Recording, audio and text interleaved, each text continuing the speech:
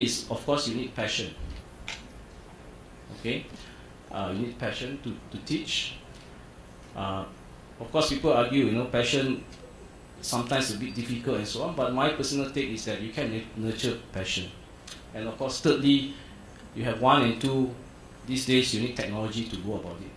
Okay, so this is a good place to interact and to learn from one another. Just have a chat with a few of our speakers. They have, in their own way, quite successfully implemented, with new ways of teachings and so on in their university. So do learn from them, interact from them. So with that, I'm quite happy to officiate this symposium today. I hope you stay for the entire 2 days. Of course, you may have classes, this and that, so I expect that you manage that. Again, thank you very much, and do enjoy the symposium. Thank you, Prof. Ho. Kindly stay on the stage. We would like to welcome Prof. May on stage to present a token of appreciation to Prof. Ho. Welcome, Prof. May.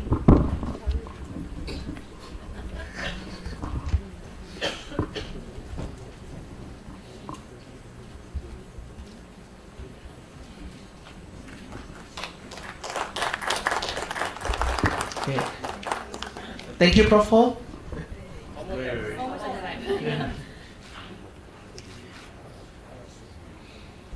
Thank you. Next, we would like to invite Prof. Dr. Ken Nyo, Director of Digital Education Research Institute, IDEA, to come on stage to receive the token of appreciation from ADEP. Yes. Thank you for co-hosting and sponsoring the symposium.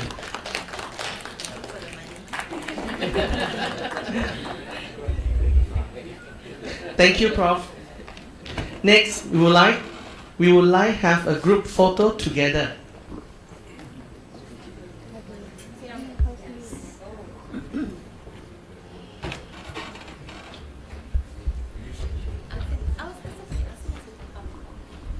All right. Our cameraman will be right in front here, so we want you to fill the seats so that we are going to take this way, the photo. So. Could you please come and fill out the center seats, please? Yeah, the middle seats, please. Thank you.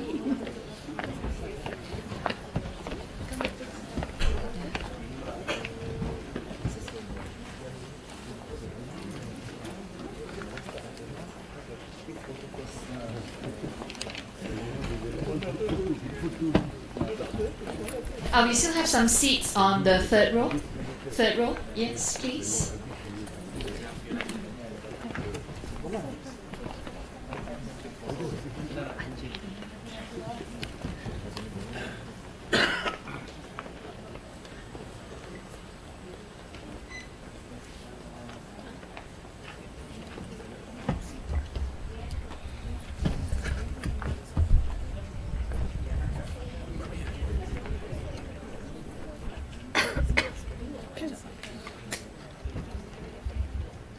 We have to make sure that the picture is of a certain quality, of course the best quality. The cameraman would like to have those who are behind the iPad to rise so that we can see you clearly. Yeah, thank you so much. Yeah, just rise then, we can capture you in the photo. And please wait for me.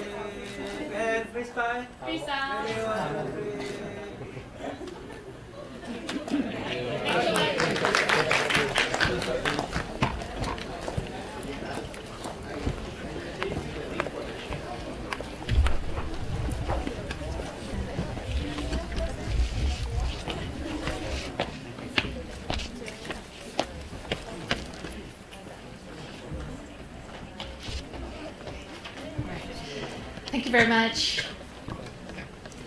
We will let you know where we post the photo so you can save a copy on your own later. Ladies and gentlemen, Before we proceed with our keynotes, I would like to remind you again of our house rules. Kindly ensure that your phone are switched to silent mode.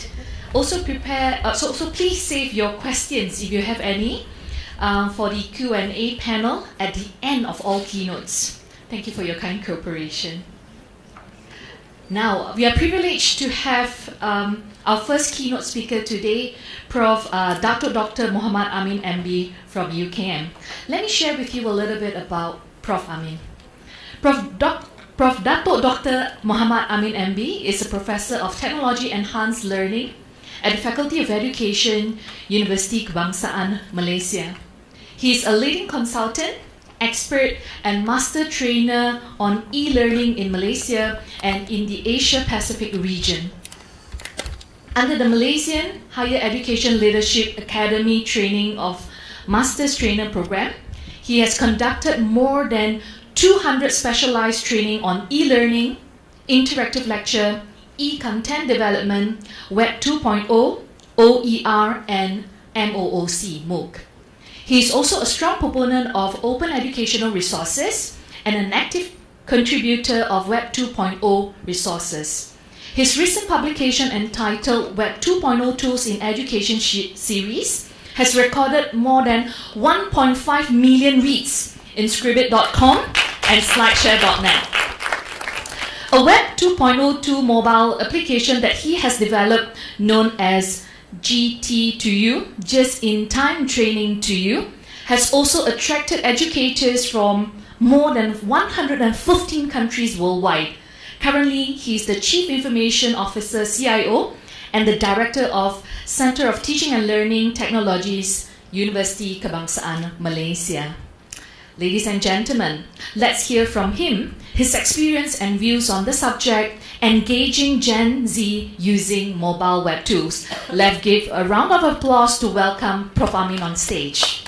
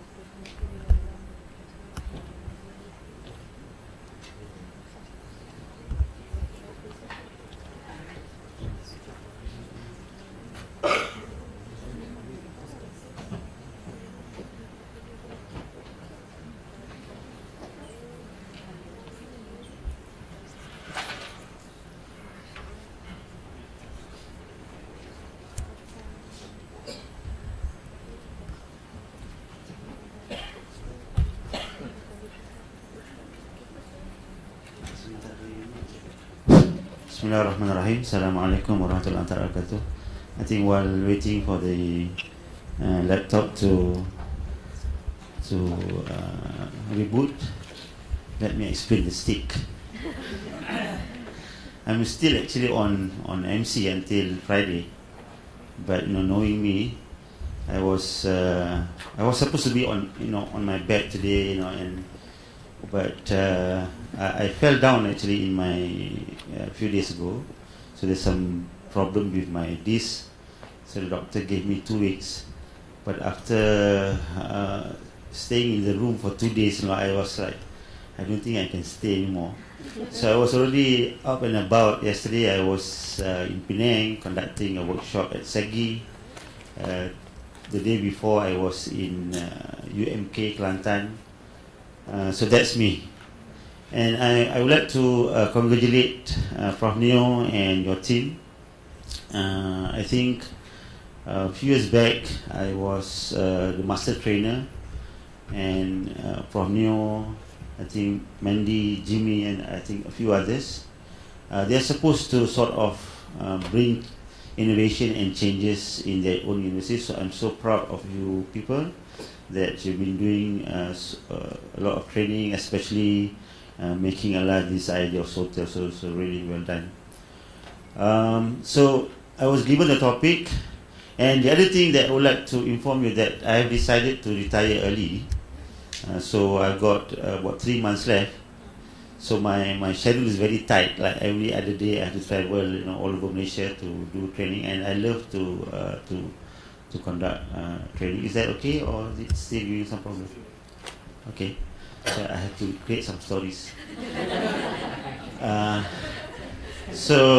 Normally, conducting training is like second nature to me. I can play it by the ear, so to say. But giving keynotes is a bit difficult. So yesterday, while waiting for the plane to arrive, that was the only time I managed to prepare the slides. So I hope I've got enough materials to share with you this morning. But I think for the past few years, I've been trying to sort of get this idea of rethinking teaching, redesigning learning. I think as we know that the world is changing, now they've got this blockchain university. I think Oxford has started something called the Wolf University. Are you familiar with that? The blockchain university. So if taxi drivers, yesterday while I was in Penang, I took a Grab, and I was talking to the driver. So taxi drivers, they have never imagined that they are going to be out of job. So I hope I make the right decision, retiring early, optional retirement, because you never know, maybe in the next 5 years, there'll be no more university. I mean, the physical university. Don't be too sure. Don't be too sure. Maybe things will be different. I think education will be delivered differently. Professors will be still relevant, but the role probably has to change. And now we are facing a new generation called Gen Z. My take is that we need to shift our role from seeing ourselves as mere instructor, as the guru, as the knower, as the sage on the stage. But I think more and more we should be seeing ourselves as learning designers. Let's call ourselves learning designers. Our role is to create meaningful learning experiences. Or maybe you can call yourself learning engineers. How do you engineer meaningful learning? Or maybe you can call yourself learning architects. So I think the role is more of how you design meaningful learning. Is it still giving problem? Okay, let me have a look at it. Otherwise, I have a thumb drive that we can. It's always like that, when you want to use it, they give you trouble.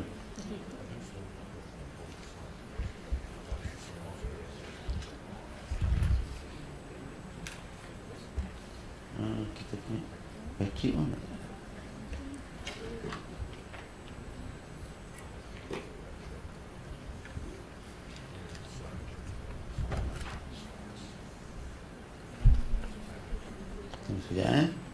Give me a few seconds.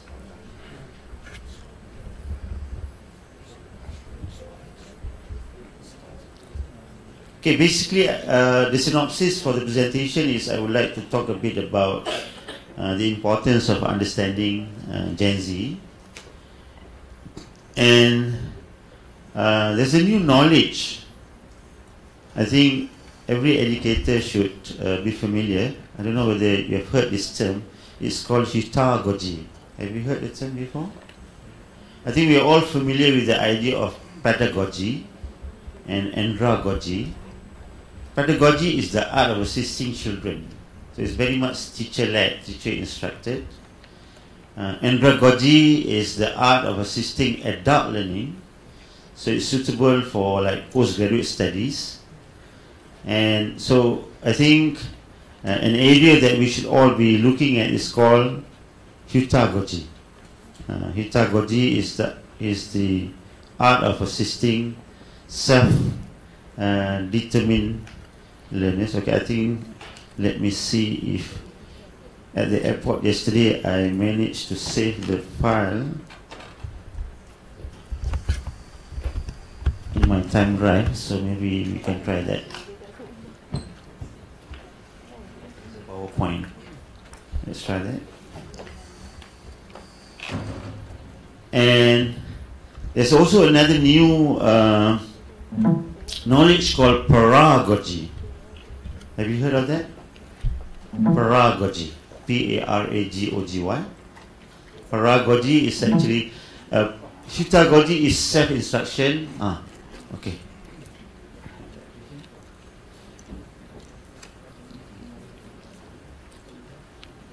Okay. Yeah.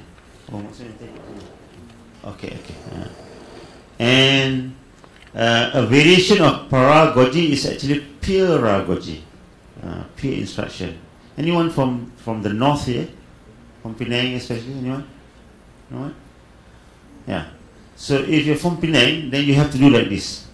Pedagogy. P-E-E-R, no, in Penang we say pira, no? If you know the joke lah. Okay. So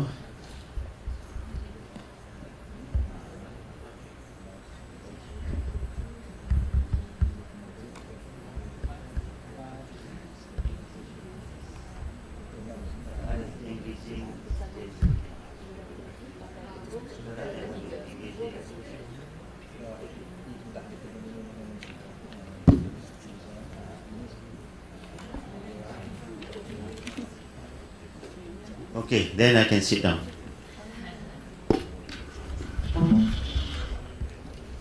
So it's called pedagogy. And a friend of mine, I think about a month ago, told me there's something even more recent called cosmogogy. Like I was so taken aback. Cosmogogy? Are you kidding? Like Cosmo, like in the Cosmo. So this is a friend from UPM, Dr. Wan. And so apparently cosmogogy is meant to be like global learning. So I said, maybe you should call it globalogy instead of cosmogogy, no? Huh? Yes. Okay. Okay, good. This is better because I'm thinking, how can I stand for an hour, you know? Actually, I've got something called annular tear, the disc. We have got the disc. I've got this back pain for almost 15 years already, but recently they did this MRI. So the disc, apparently the nucleus in the disc is bulging out, so it's pinching the nerves. So when I was admitted last week, I was 10 days in the hospital. Normally, people with back pain, the doctor will ask you on the pain score of 10, what is your pain score? So when I was admitted, I told the doctor my pain score is 10.5 out of 10.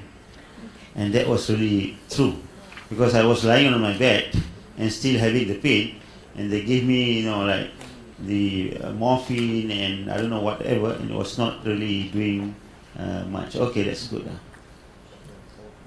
Okay, can we go to display mode? Let me. Okay. Engaging Gen Z using mobile web tool. Okay, so this is a synopsis. Understanding why understanding Gen Z matters. I'm going to talk a bit about pedagogy and the need for us to redesign learning for Gen Z, and I call it pedagogical tools. In fact, I have published a book called Pedagogy Tools for Engaging the Digital Natives. Okay, and I'm going to promote the book. It's out there if you want to buy a copy. Okay, so who are the Gen Z? They're called Gen Zs. They're called digital integrators. Of course, after Gen Z, we've got Gen Alpha. So Gen Z are those born from 1995 to 2010. So in our classes, we've got about maybe now 2 or 3 cohorts of Gen Z. They're a bit different than Gen Y. Okay? And after 2010, we have got Gen Alpha. I think educating Gen Alpha is going to be like much tougher. I've got 7 kids. I've got 6 grandchildren. I'm very old. I look young.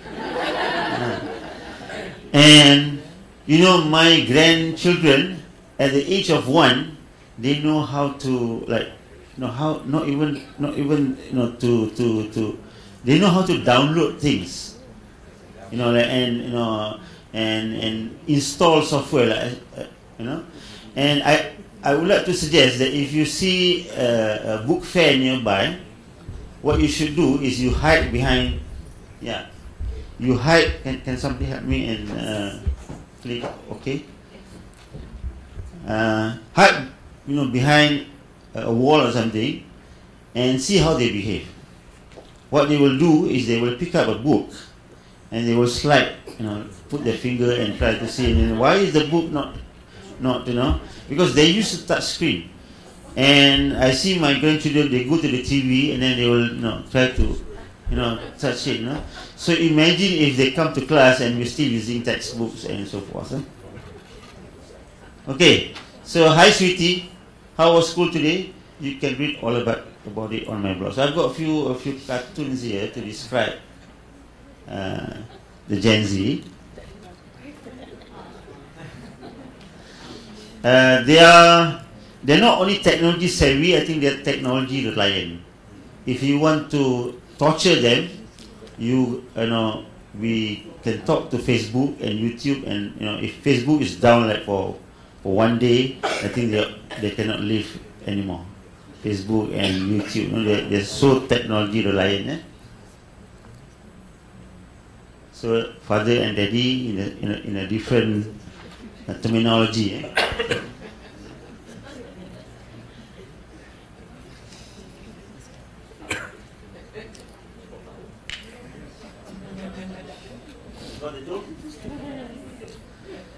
Okay, so everything is now on the cloud, Internet of Things, Internet of Everything, Internet of Me.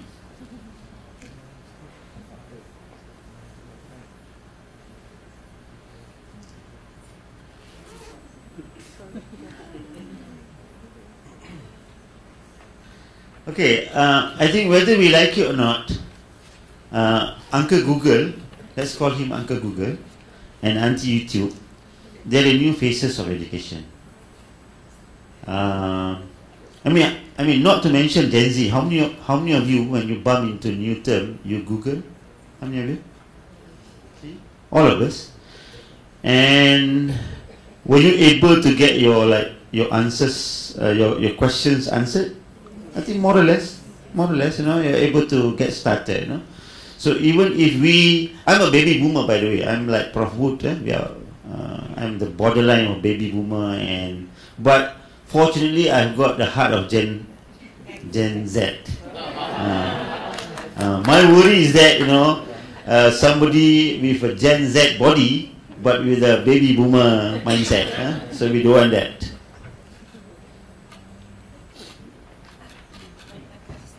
I think this is going to happen. That they're so used to touchscreen technology that books become something that they're not very familiar. And you get the joke? Yeah.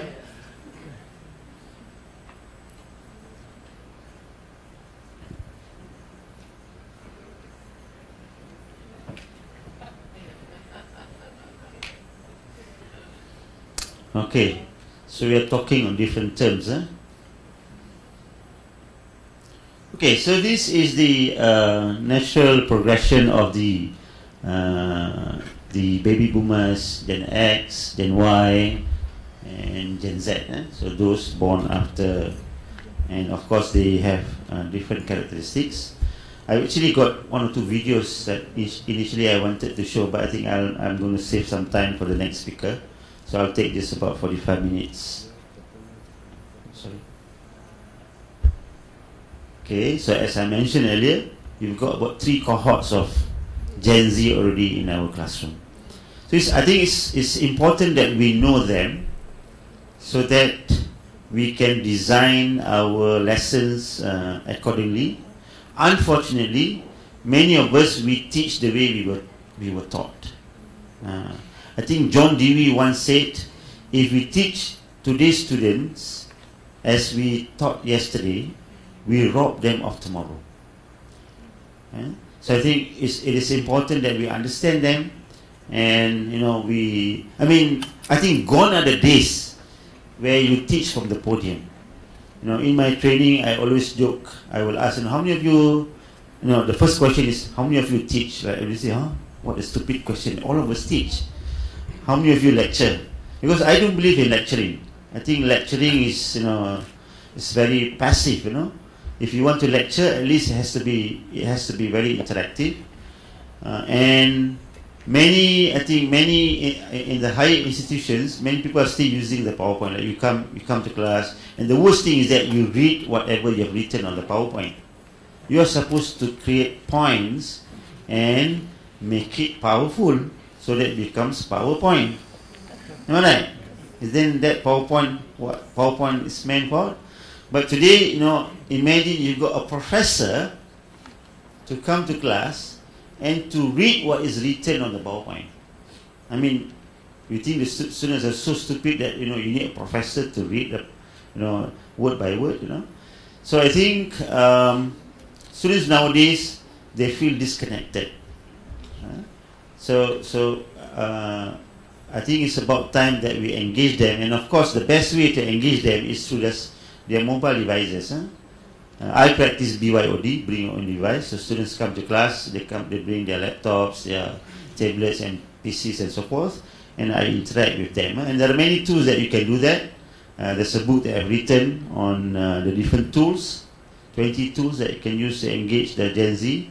It's out there if you want a copy. I'll tell a bit more about the book. So Gen Z, experiences that the development of all this, Facebook, Google, YouTube, and so forth. I think Gen Y, they can't live without internet, but Gen Z, they can't live without their mobile devices. I'm not so sure whether the video can be played or not. There's supposed to be a video. Can we try?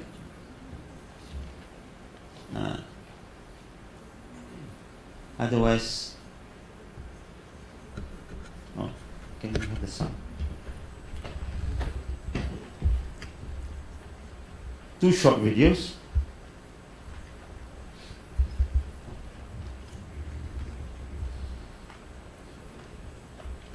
Sorry. Let me do some background music for you. Okay, the visual will help. They're very internet savvy.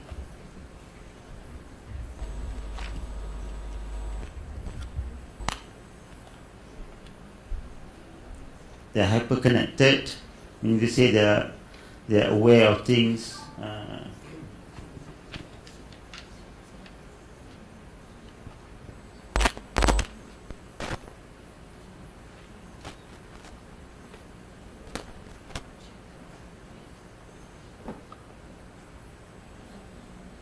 Otherwise, no problem. I think we'll just skip. Yeah. Okay. Tak ada. Okay, no problem. I think can we just pause the video and then I'll go to the next slide. Okay.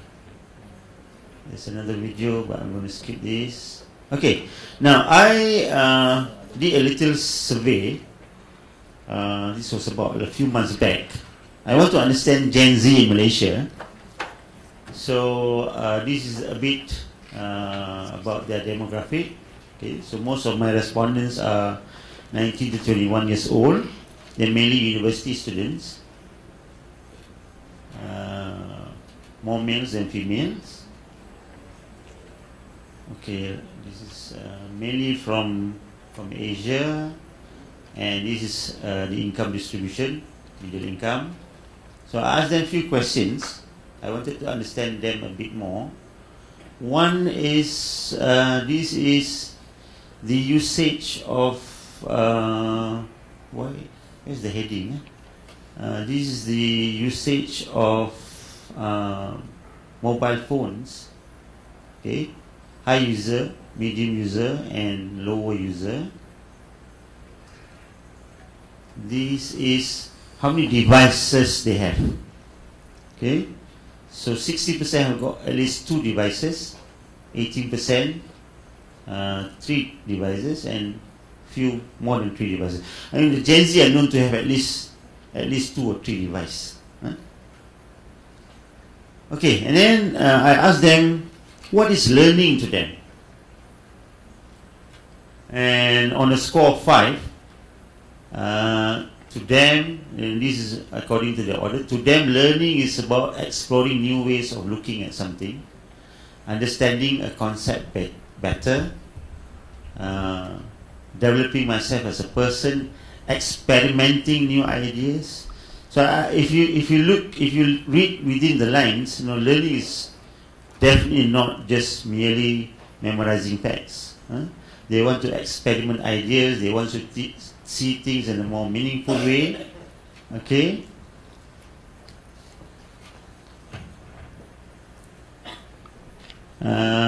This is This is the continuation. Okay, so securing a good position is like the second last. Securing a good position, getting a good qualification is not very high on why they want to learn. I like to learn by discovering new information, exploring different ideas, sharing ideas, learning from real experts, learning from role models. Okay, from teachers become quite low, and there's something that which is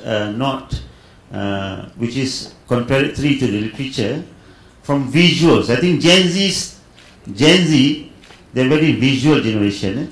But here we see that according to them, maybe, and being facilitated by a teacher is quite low in comparison to so I think what we can see from here, to them learning is more of exploring, discovering, so accordingly when we conduct our lessons should be getting them to explore ideas. In fact, nowadays people talk about challenge-based learning. Have you heard of that? Challenge-based learning based on completing challenges. Passion-based learning. Yeah? And there's another one that I'm not able to remember. Okay. Now, this is something that that I was a bit surprised. So this is the Malaysian Gen Z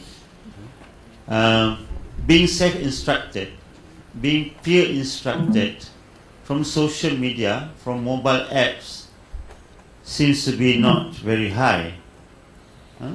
If you read the literature, Gen Z, they're supposed to be self-taught generation, and they are okay to learn from their peers. So I would say that Gen Z in Malaysia, they are in a transition period from this data. That's why I wanted to share this data. Now, to enhance my learning, I use search engine. I look for information from various sources. I select best possible solution. Okay, MOOC is not somehow very something that they are quite familiar. Although I think at the university level, many of us are into MOOC, but somehow the Gen Z are not into global, open, online learning. Now, if you were a teacher, instructor to facilitate students learning, remember just now one of the things that they like to learn is by Googling. And when I pose this question, if you were a teacher, how would you facilitate learning? Then Googling becomes number like the last one. So I say, why is that so? You like to Google, and if you were a teacher, you don't want your students to Google. So I did ask some of them, like, face to face, why is that so? They say, sometimes when they Google, I'm not so sure whether the answer is, can be verified or not. So if they were a teacher, they would like to use more visual. They would like to encourage students to reflect what they've learned, use games to motivate. So I think gamification can be into it. Use real life problems to be solved. Provide a lot of practice opportunities, and to co-create learning content. So I think now people talk about getting your students to co-create content and curate content. Okay, see, encourage students to Google, the answer now becomes last. Earlier they said, they Google, but if they were a teacher, they don't want the students to Google. So that's something ironic. Okay, so as I mentioned earlier, I think it's important for us to understand Gen Z, and so that we can design learning that is suitable for their learning style and so forth. One thing that I've not mentioned here, Gen Z, they do a lot of what is called crowdsourcing. Have you heard the term crowdsourcing? Okay, I've got 2 Gen Z in my family, and you will notice that if you have like teens in your family, like 17, 18, whatever they want to do, they will crowdsource. They will read reviews. So last 2 years, I went to Poland to receive 2 international awards. So I decided to take my family along. This to explain this concept of crowdsourcing. And we went to Poland and a few countries around Poland. So I contacted the travel agent and asked them, what will be the cost for ground arrangement. So I was told that it's going to be about 15,000 per person for ground arrangement only. So my daughter, who's a Gen Z, told me, don't worry, they call me Walid. Walid in Arabic, I got some Arab sikit kan. Don't worry, let me settle. So she went into the computer, the internet, do some crowdsourcing. Crowdsourcing is that they go to, so we went and stayed at homestays. So she read reviews. And so finally, through her crowdsourcing skill, we went there for 2 weeks, 5 of us. We only spent 7,000 ringgit, including of the airfare, including of Mercedes that we ran, the petrol, the food, everything. So I said, wow, your crowdsourcing skill is really good. Crowdsourcing is where you rely responses from strangers. You read reviews. Okay, so you will see more and more the younger generation going into crowdsourcing. So what I'm trying to say here is that it's important for us to understand a bit more about Hitagoji. So how much time do I have actually then? Okay, 15 minutes maybe. Okay.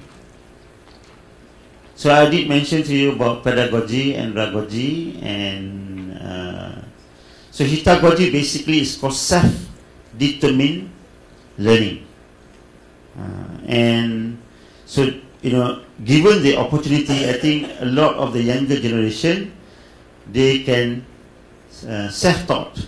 It's just our perception, I think.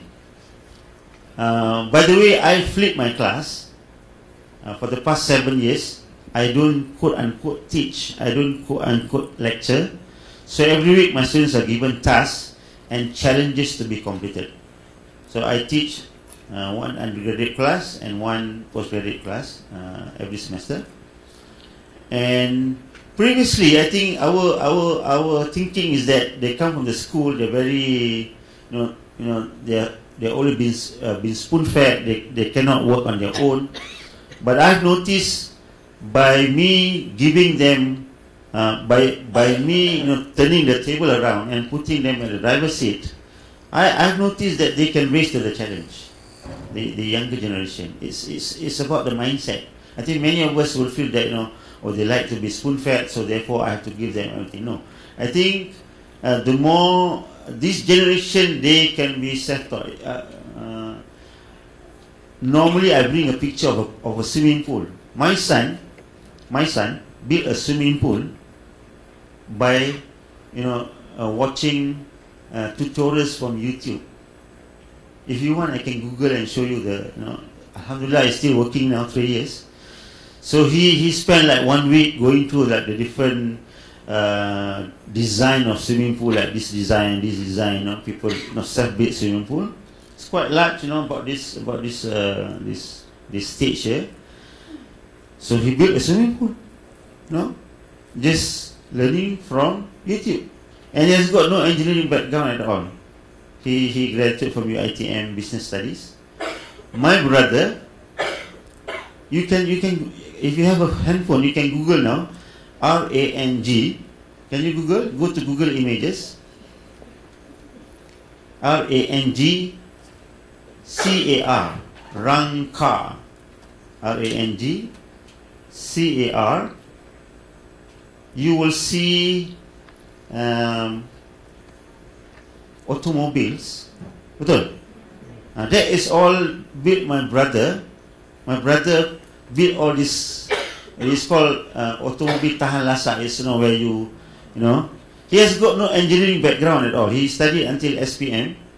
So he went to Google, learned something. So he built like each of these, what you call car, in 2 weeks with his son from scratch.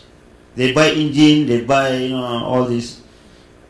So I think the younger generation, they are very much self-taught. I'm not sure whether your engineering students can also do that. And he has got now his perusahaan automobile tahan lasak. If you Google a few more, you will see somebody with a beard. That's my brother. And there's another younger person with a beard also. That's my nephew. So both of them, they built this car. Okay.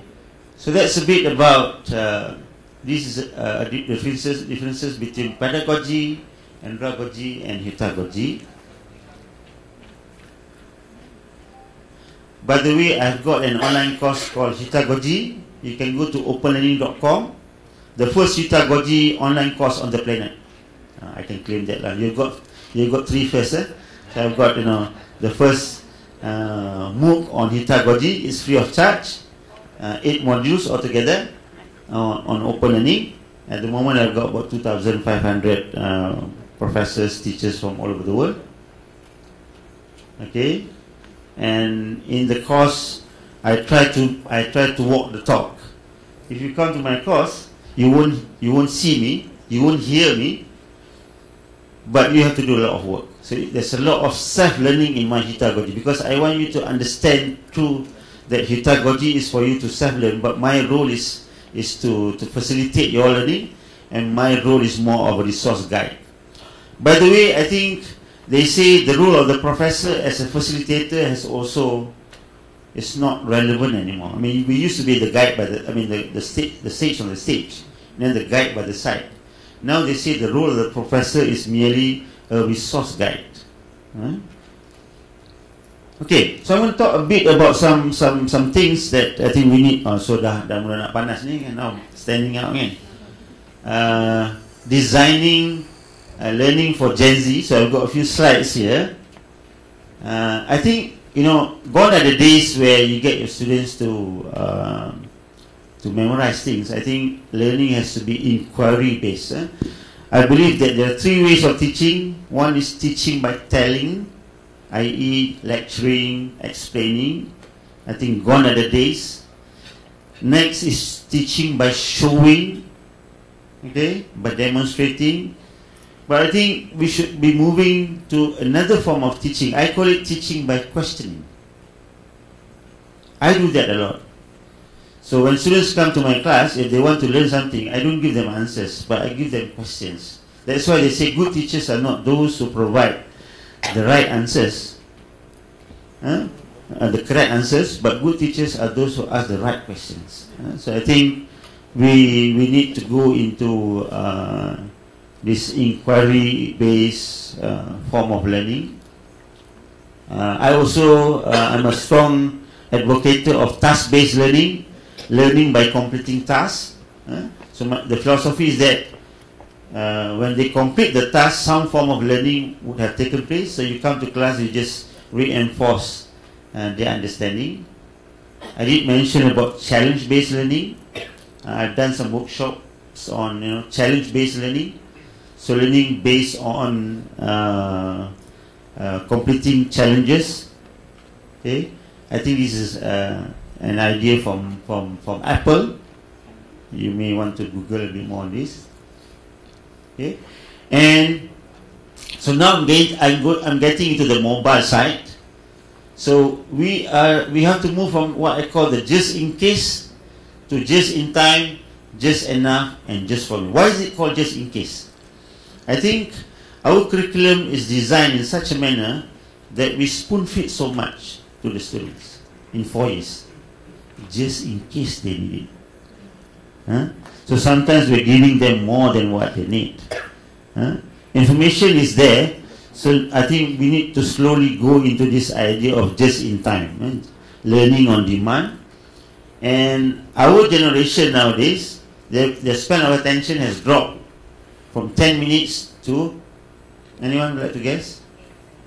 Yeah, the Gen Alpha, they're called the 8 seconds, I think Gen Alpha, but I think the Gen Z probably 3 minutes lah. So imagine if you are using PowerPoint and lecturing for 1 hour, and when the span of attention has dropped from 10 minutes to, so that's why they call, when we create content, especially online content, you need to make it just enough. It's called micro learning. It's also called bite-sized learning. So you give them enough to bite, enough for them to motivate, and finally, just for me, or personalized learning. And this is something I think that many of us should consider when you create content. One is you create original content. That's number one. 2, you can repurpose existing content. I call it repurposing, OER. Repurposing open educational resources. Better still, get the students to create content. I do this a lot. It's called user-generated content. So, if you come to my class, I don't teach anything. I'll either repurpose existing content or the students will have to create content. And I think the younger generation, the Gen Z, they're into this. They want, I think, and if you look at the Bloom taxonomy, at the apex is actually creating. So you get them to create. Okay, people talk about content creation, gamification, and bite-sized learning. I actually wanted to do a demo. Can you give me 10 minutes to do this? Sure. Okay. So I'm going to show you how mobile web tool can be used for learning. So I'll show one. If you want to know more, I've got a book that it's called Pedagogical Tools Engaging the Digital Natives. So if you buy today, you get a discounted price of 50 ringgit. Otherwise, it's 80 ringgit. Okay, I've brought some. It's at the desk there, so you can, if you want to get one. So I have selected 20 tools that you can use to engage the Gen Z. So let's try one. Can I get everybody to go? I'm using the free version, so the first 30 will get into my class. So I can run the class from my mobile device. So I'm going to do that in a second. And so you go to Nearport, and this is the code. OIKXN. So you put the code there, OIKXN. So what I'm going to do now is to run it from my mobile device. Just give me 5-10 minutes, and then I'll end the session.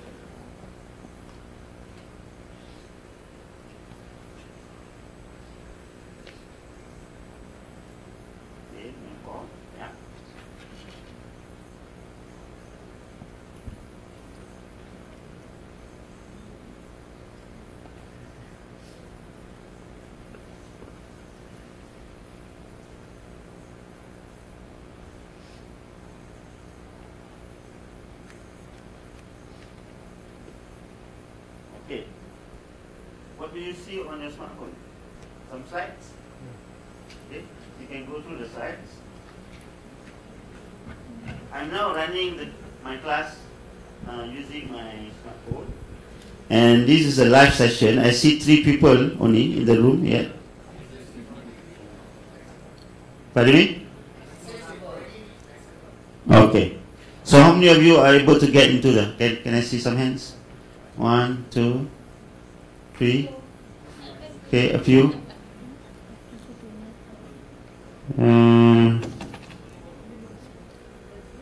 Okay, I wanted to show from my PC. Okay, so let's try with whoever is in the room now, and you ask them their experience. Okay.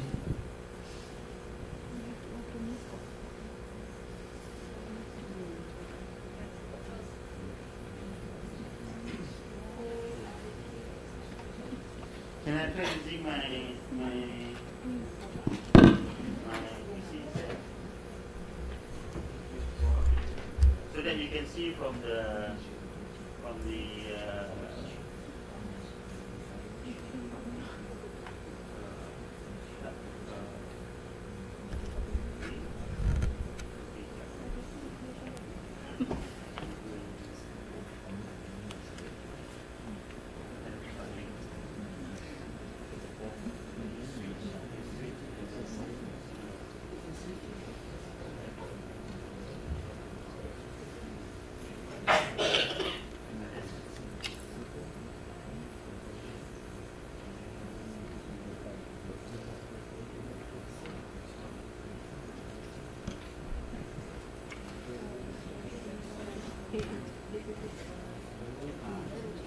okay, give me 1 second.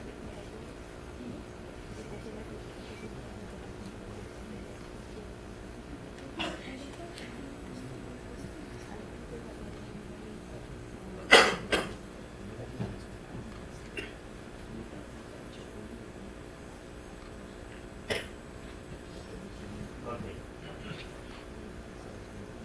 Yeah, I can see 30 people here.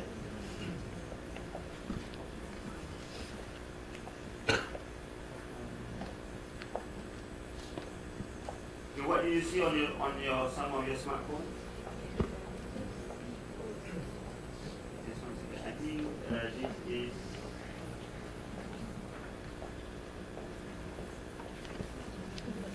Okay, let me.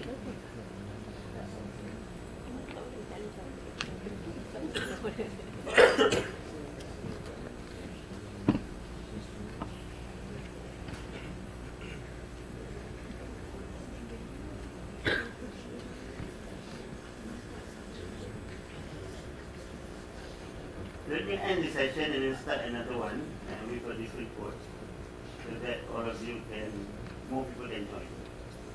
Okay, can we try another code so that more people can come? They're all capital letters.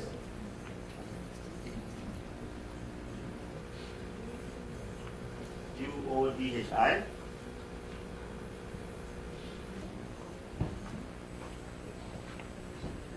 Are you able to get into it? Yeah, I see 4 people here. There's 6. Just 3 more minutes.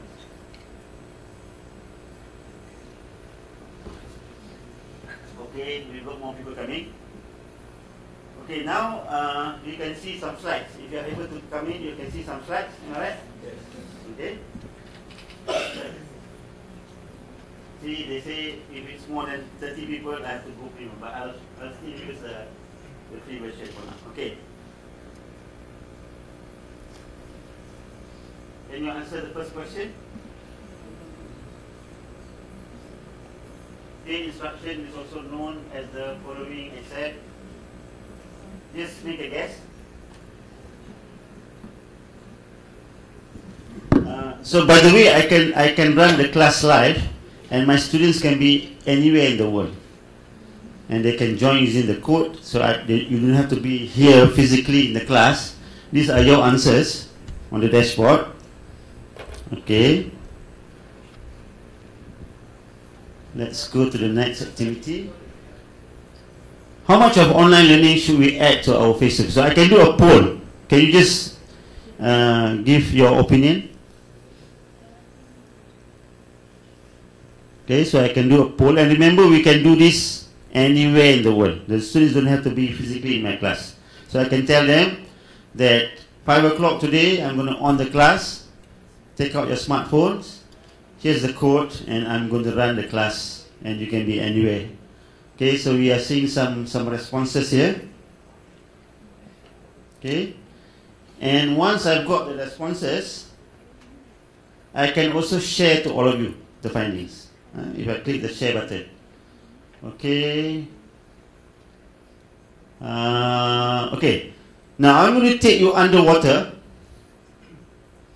and I want you to see what you can see on your screen.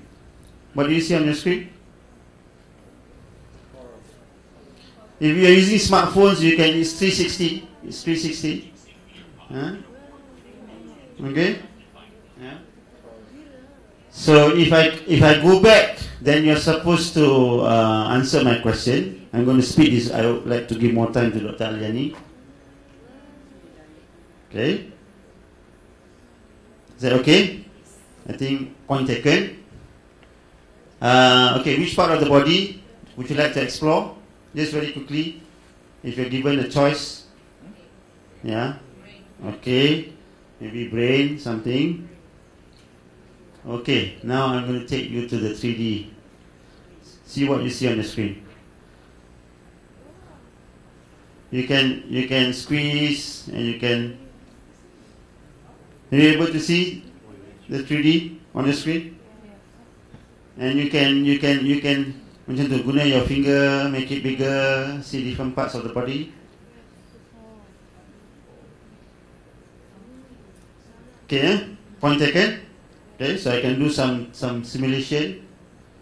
Next, I'm going to skip this. Are you good at drawing? Okay, multimedia. Okay, see if you can draw a heart with your hand. Quickly draw, and I'm able to see all your drawing, and I can share the best drawing to all of you to view. Can you draw something?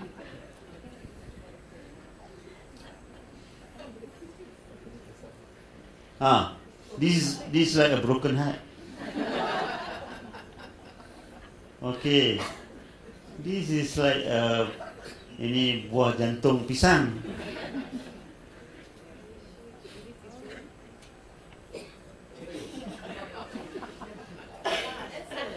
Oh, this one buah rambutan. Okay, so I'm running the class from anywhere in the world. I can get my students to interact with me via drawing, via writing, and finally, I think this is my last slide. Okay, so I'm going to say no, and then I'm going to end the session. Why should pedagogy and pedagogy be applied in today's teaching and learning environment? So you type your answer, a sticky note will. Just now what you did, when you give the answer, I'm the only one to view all the answers. But this is done collaboratively. You can also see your friend's answer. Maybe some few of you can share, and then we will see the sticky notes coming up.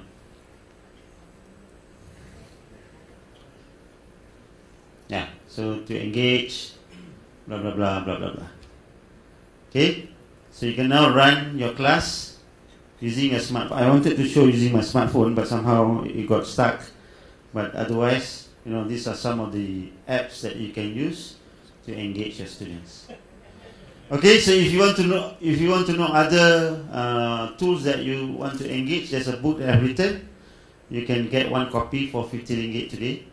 Okay, I brought I think enough if you want to get a copy. Thank you very much.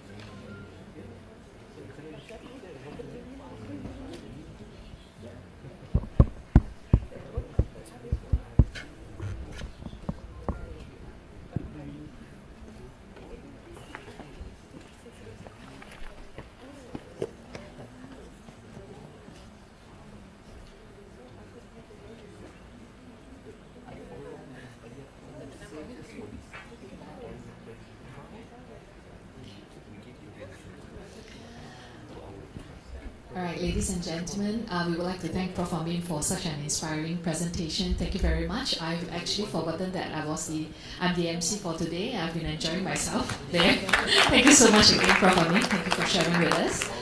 Next, ladies and gentlemen, let me introduce to you our second keynote speaker for today. Associate Prof. Dr. Aliani Ismail from University Putra Malaysia, my alma mater, received her Bachelor of Engineering in Electronic and Information Systems Engineering from the University of Huddersfield, UK, her Master of Science and PhD in Electronics Engineering from the University of Birmingham, UK. She was the Deputy Director, Innovation in Teaching and Learning at the Centre for Academic Development, University Putra Malaysia, where e-learning, innovative teaching with technology, open education and MOOC was under her portfolio. Dr. Aliani has been appointed by the Ministry of Higher Education starting January 2017 until 2018 as the Chairman for Malaysia E-Learning Council for Public Universities, MEIPTA, and also the Chairman for Working Committee for Malaysia MOOC. She is also a Master Trainer for MOOC Instructional Design, Problem-Based Learning, POPDL, Curriculum Design and Outcome-Based Education. Let us put our hands together to welcome Dr. Aliani to talk about Born Scientists Reverting to Nature to Nurture STEM Education. Welcome, Dr. Aliani.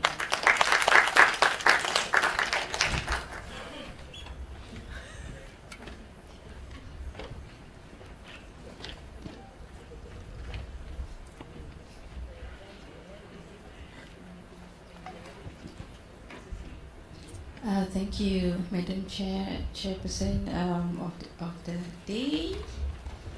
Right, okay. Assalamualaikum and a very good morning to all of you. Professor Neo, we met a long time ago. My beloved guru, Sifu, Professor Dato Muhammad Amin NB, he has been, I have attended various trainings conducted by Prof. Amin, and even today it still amazes me how Prof. Dato still believe in what teaching should be like. And my colleague Michael, we met a long time ago, and we just finished a conference together in Thai, in Bangkok, last 2 weeks. And thank you for inviting me to speak today.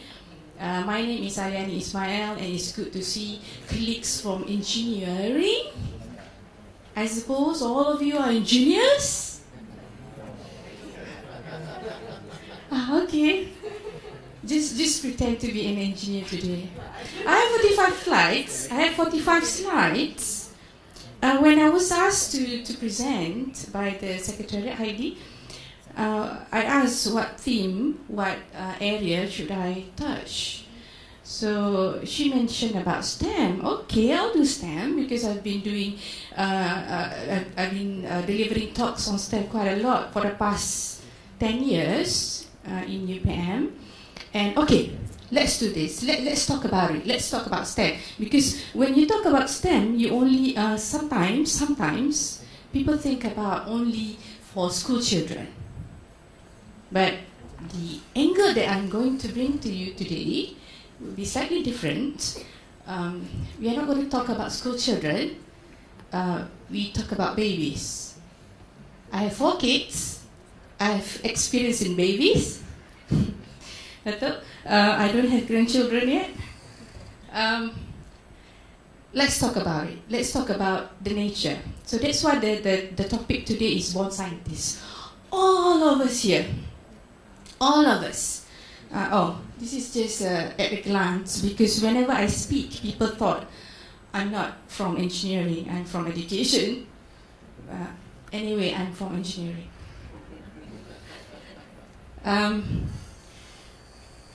Let's go back. All of us were born scientists. I believe this. Whenever you are baby boomers, X generation, Y generation, Alpha, B, all of us are born scientists. Why? Because this guy affirmed it. I'll put the video. Can you put the video? Yeah.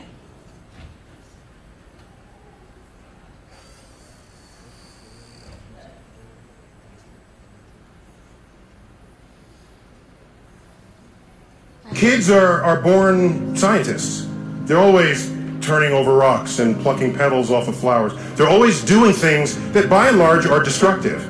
And no, that's what exploration kind of is. If you take stuff apart, whether or not you know how to put it back together. This is what kids do. An adult scientist is a kid who never grew up. That's what an adult scientist does. So what happens at home is the kid reaches in the refrigerator, pulls out an egg, and starts juggling it. What's the first thing you do as a parent? Stop playing with the egg. It could break. Put it back. Excuse me, this is an experiment in the material strength of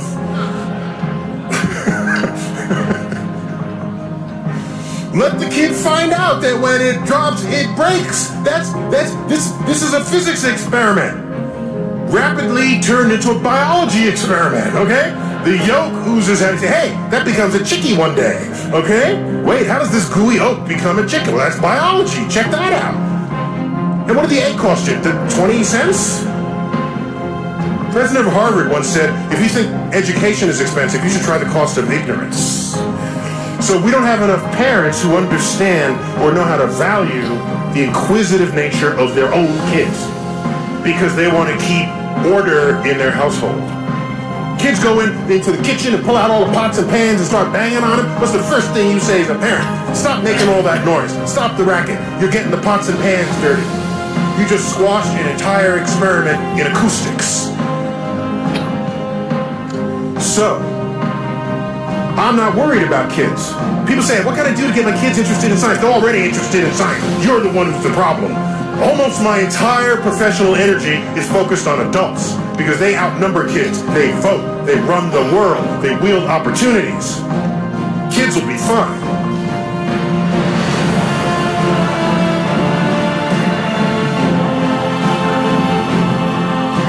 Now, let kids be kids. One of the things that he mentioned is inquisitive nature. Inquisitive nature. So all of us were born inquisitive.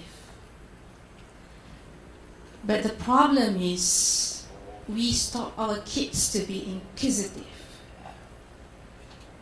And every time I watch this video, because I like to remind myself as an educator, what's the purpose and how I can help kids in my classes.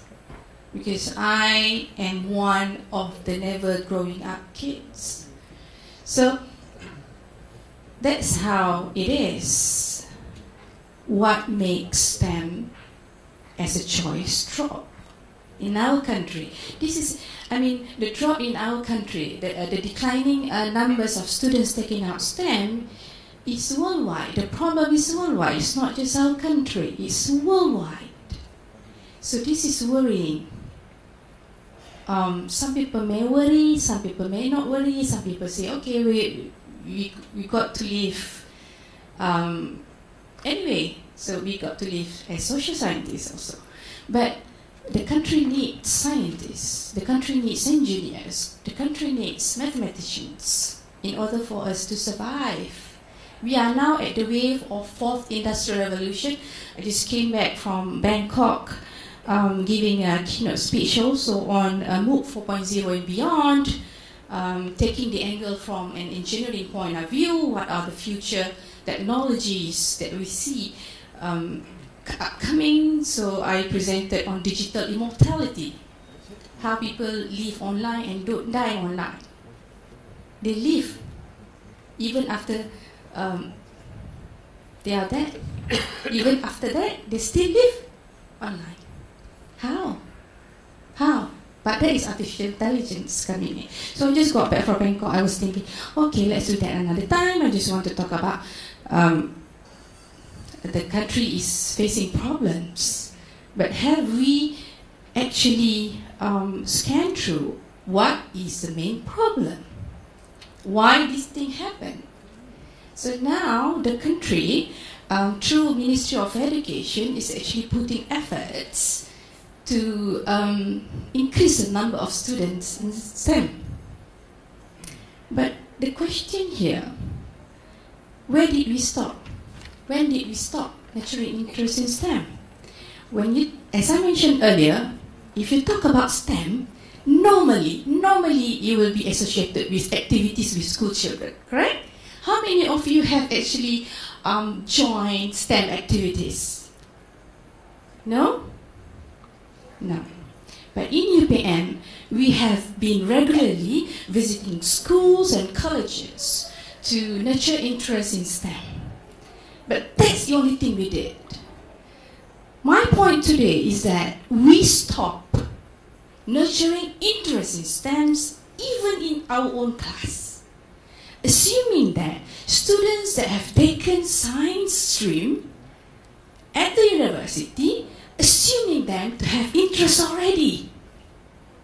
That's the problem. So we stop there. In between that, so many activities has been done, even though we say don't play with the eggs. Okay, fine. But we have activities in schools that nurture interest in STEM. But what about in our own university? Assuming that they have come into engineering discipline, they have interest in STEM too. Would you believe that? I don't think so. There are many factors influencing people to take science, technology, engineering, and mathematics discipline. There are many factors, and some of the factors are not even interest. So how do you make sure they stay in your course, they stay in your field, they stay in STEM throughout their study? People have changed fields, right? Students have changed fields. Some of the students now, engineering students, even work as insurance advisor. Right? Sales advisor for insurance. Is that wrong? Nothing wrong. But we have trained them in engineering, but it didn't work out because they lost interest even though they've got good CGPA. And we stopped when we reach older and older, because we think STEM only matters for kids, for students in schools. We stop there. But as I show here, this is factors influencing choice of fields in China. Why China? Because they have many people. So it represents at least quarter of the world. Okay. So this is in 2015, it's quite small. Hobbies and interests. Okay, students in China, 54%, only 54% choose their fields based on interest. The rest, employment, opportunities. 29% on admission requirement. 90% on complexity of the major. 11% on immigration. Maybe they want to study abroad. And 11% on parents' expectation. If you look at these factors, I would say that my point would be, don't stop nurturing interest in STEM when it comes to adults and elderly, because they have the influencing factor of 11% in China, maybe throughout the world. So if this 11% we can cater, how many would you think would come to your engineering fields? Engineering programs are based on parents' expectations. If parents say, don't do engineering, do law. So this 11% would be a huge factor. This is in Malaysia. I haven't found any recent study on this. In 2012, I found one report by UCAM lecturer, factors influencing this. This is quite old, 6 years ago. So one of the factors stated here, the influence of parents, teachers, and family members. On average 3.9, but the highest would be suitability and personality and interest. It's some kinds of match with what we found in China. But this is in 2012. But if somebody would be doing this research in 2018, what do you think would be the biggest factor? Influencing factor. Prof. Amin has mentioned just now.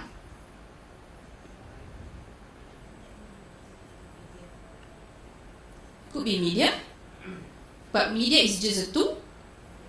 That is crowdsourcing. People would choose fields maybe because of reviews. It's easier to get a job in a certain field than in engineering, for example. Don't do engineering, you will end up being a takaful advisor. No need to do engineering. You can do engineering later, for example. We can do later. So reviews. If anybody here would be interested to do research, you do research in 2018, you will see crowdsourcing will be coming in. People tends to listen to crowds. And that happens in our Pilihan Raya. I've listened to many talks on how social media has actually influenced it, and it's huge influence. Crowdsourcing of information, crowdsourcing decision. Now, therefore, it's prevalent. This is in 2016. We have MOE reporting on how to inculcate interest in, to deliver teaching in STEM, and I would say that it is prevalent now that we not only on school children, but also nurturing interest in STEM in our own classes. Forget that they have choose engineering, but you don't know, maybe their interest has gone down. Top 10 skills in demand by employers in 2020, you have seen this, I believe. One thing that does not actually change that much is on the critical thinking part. So the critical thinking moved from number 4 to number 2 in 2020.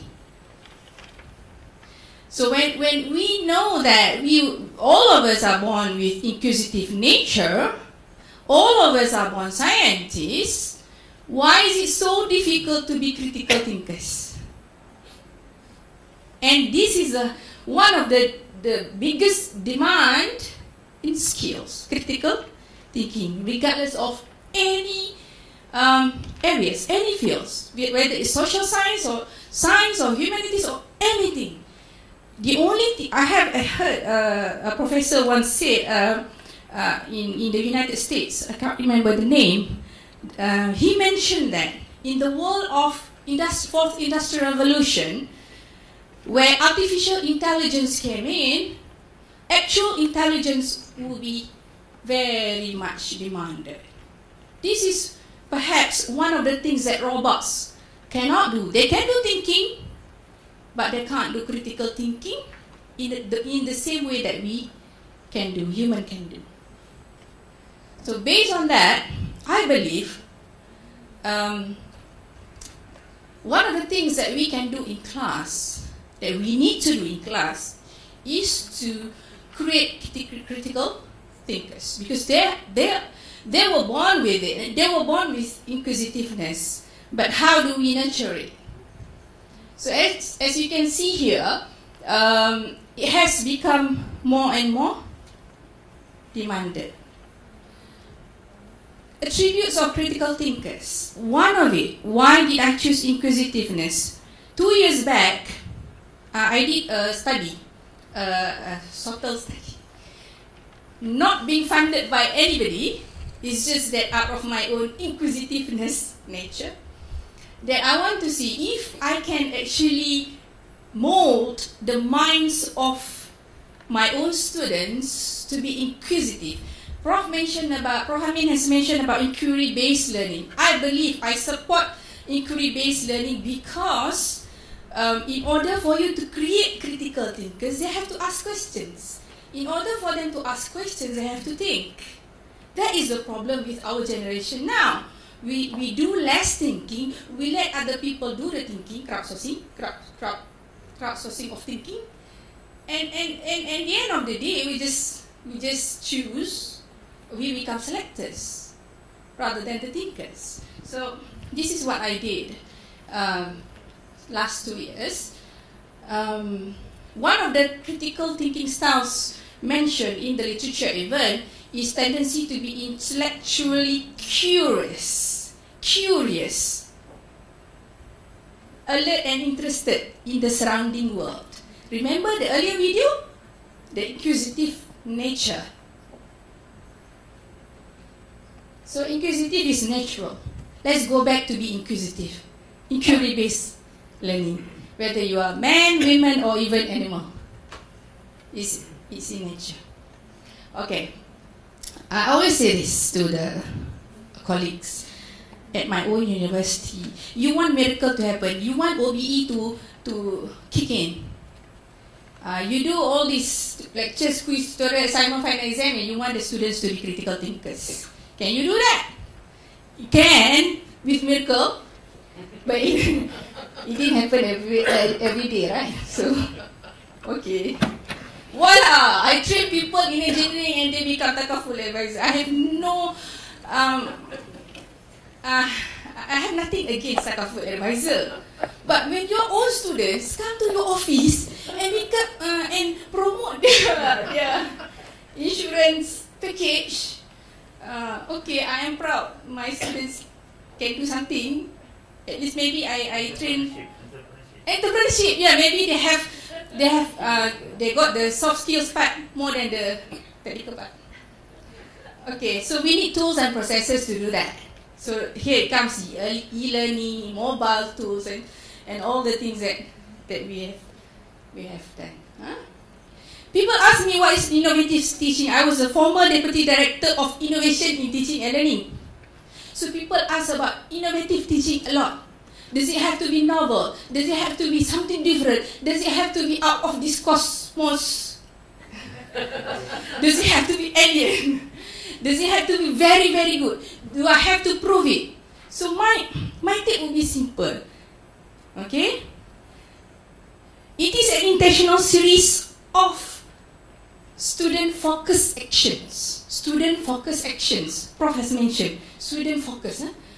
An invested educator can take to stimulate students' ability to meaningfully and creatively engage with the material. So you need materials, you need intentions, you need materials with to stimulate interest first, contents later. Interest first, contents later. You got the interest, you got the contents. If you get the contents up, no interest, nothing will happen. Okay? So, this is actually taking from my teaching portfolio. Minds on, hearts on, hands on. I don't know why I wear red that day, but it just jive. Oh, you know, by the way, I wear this purple color. Nobody tell me. The team color today. You know what? The most interesting part is whenever I go to weddings, always 99% same color theme. 99%. Yeah, I have a gift of color. Oh, I have 6 sense. The best part is my color, the tire color, always similar, the same color to the tablecloth. That's the problem. And langsir, curtains. You see? I don't know. I'm in harmony with the environment. So this is my take on it. Minds on, hearts on, hands on. But the most important part, the hand. This is what engineering educators don't do. They don't do the heart. They do the hands.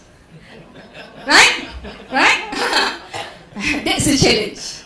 That differentiates me from other educators. That differentiates me when people say that I look like more an educationist from education faculty rather than engineering. Okay? So 3 factors that I have considered in learning design. Number 1, challenge, curiosity, and fantasy. Very difficult to do. You know, outcome-based education, they have effective domains to cover, especially in Engineering Accreditation Council. They will ask you, how do you do that? 3 basic or main things that I've considered in learning design. Well, it's a bit small, but I just want to touch on what I did last classes. Prof has mentioned challenge-based learning, task-based learning, passion-based presentation style. That means the student can present their work in any way they want. Even though PowerPoint also can. Self-determined learning methodology, real case studies, this is common among engineering educators. Flip learning, songs. Do you do songs? Not common in engineering. Ice-breaking, fun induction set, problem-based learning, this is common. But this is the most interesting method that I have been using for the past 10 years. Problem-based learning plus all these others. Okay, what I did, antenna and propagation. I teach antenna and propagation because my area is wireless communication, satellites, mobile phones, antenna. Do you know what is antenna, by the way? Because we don't see antenna anymore at our mobile phone. No antenna at all. No antenna. It's already embedded in there. What I did, based on these 3, curiosity, challenge, and fantasy, number 1, they have to create antenna that they have not seen before, and the one that they have seen before, and the one that they have not seen before. Using clays. Clay. Dulu kita kecil-kecil kan main clay. I did this activity in my first day of the class of the semester. I've been doing this activity of creating things that antenna that they have seen and not seen before for the past 3 years. But previously, how I did it is that I asked the students to draw, and then explain, make a video, user-created contents, videos. So I asked them to do that, draw and explain in video. But for the past year, last year, I asked them to use clay because we want them to enjoy and feeling like kids again, you know. Just create it using. So the first question that I will receive if I give this activity to students is that, how on earth, Doctor? Macam mana nak buat antenna yang tak pernah tengok? How on earth we are going to create an antenna that we have not seen before? Fantasize. Just imagine. One is prior knowledge. That is prior knowledge they have seen before somewhere. And 80% of the students will create astro dish because they don't see the fish the fish bone antenna anymore on top of their house. like we used to. But there are students who did that. Here. The fishbone antenna. I asked them, where did you see this? On top of the TV in my grandma's house.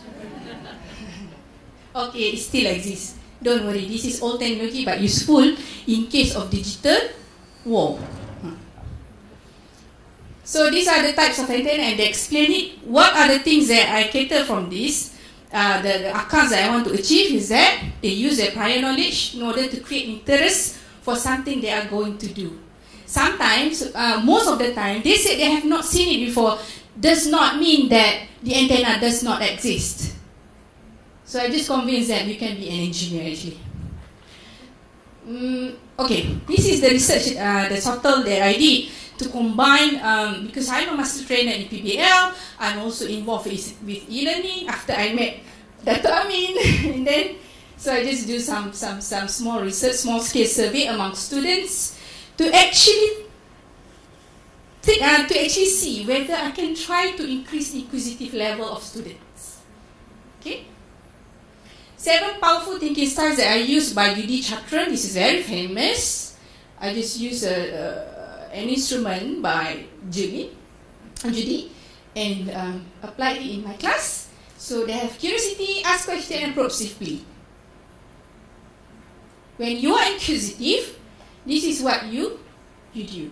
Curious, alert, interested in your surrounding world. So let's do that. PBL.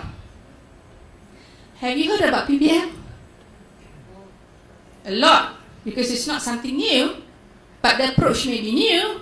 Approach has been refreshed over the years, but PBL has been very, I would say, a good method in teaching engineering and medical. So you may want to find out more on PBL later. Okay, I just skip this part, just saying that the heart of PBL is for the students to learn the process. And one of the processes is that they will be able to trigger discussion. Okay, prior knowledge. I always use prior knowledge, should be activated. Don't start with when you enter a class, don't start with something that will confuse people more. Use what they have learned to move to another stage that they will learn new things. Yeah? So why use e-learning? Prof has mentioned, e-learning is a big umbrella. Under e-learning, you have many mobile learning, you can have flipped classroom, you can have MOOCs, you can have open education and so on. I don't define it here, but this is why we use another term which is called digital education. Some people use digital education because e-learning has been there for so many years already. So people keep giving new terms, but it doesn't matter the terms, but as long as you know that they are tools, but perhaps become more than just tools. Okay, one of the things is that variety of learning preferences, which is multiple intelligence. We always forgot about this, multiple intelligence. People come from different backgrounds, even though all of us are born with inquisitiveness and all these things, but the experience they have gone through the life may shape them in different way. So they will have, I believe in multiple intelligence theory, saying that people has different types of intelligence. You can be musical, intrapersonal, interpersonal, naturalist, bodily, visual, logical, or verbal. Okay, can we? This is the way when you present, you are penat, you're tired of talking, you just let them do the talking. And multiple tensions.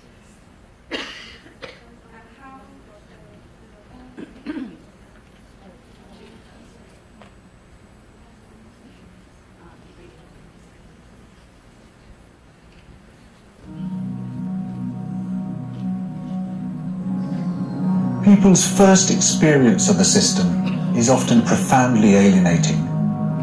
This isn't the fault of their teachers, but of the system itself, which assesses us for a particular kind of intelligence.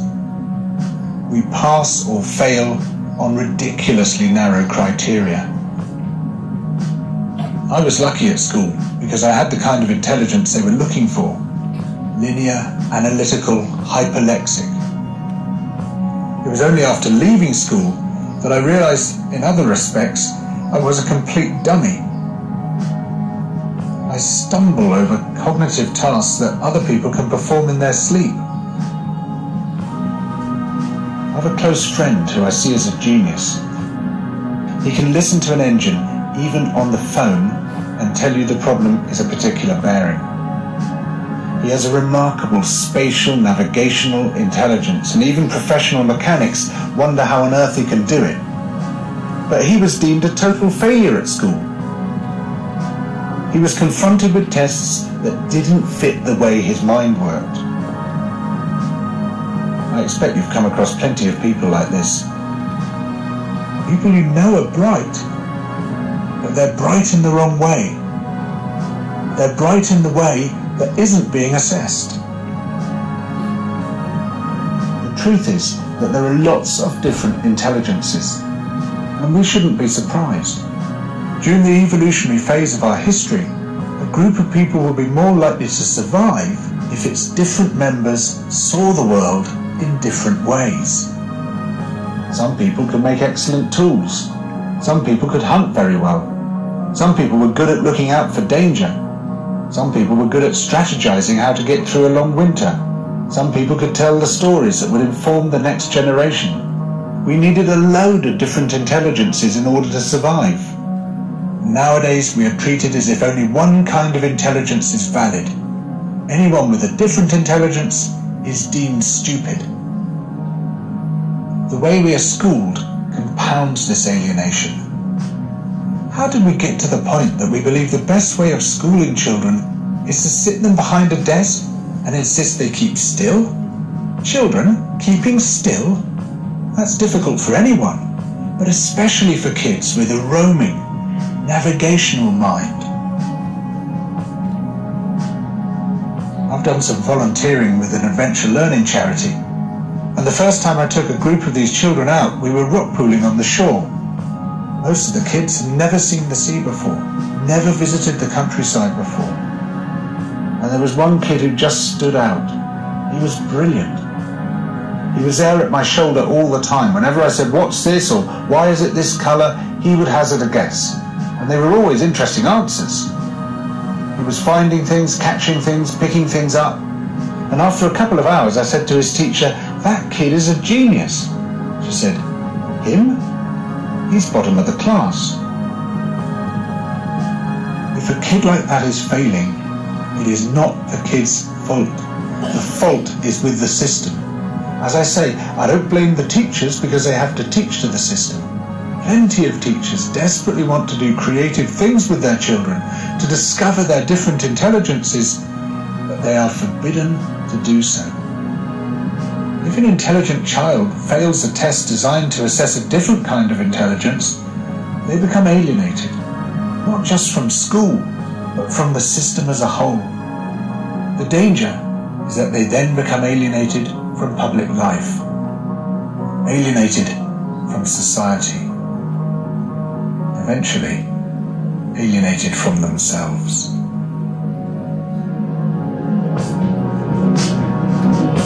There are many forms of intelligence. I believe the person who did the subtitle is a lady.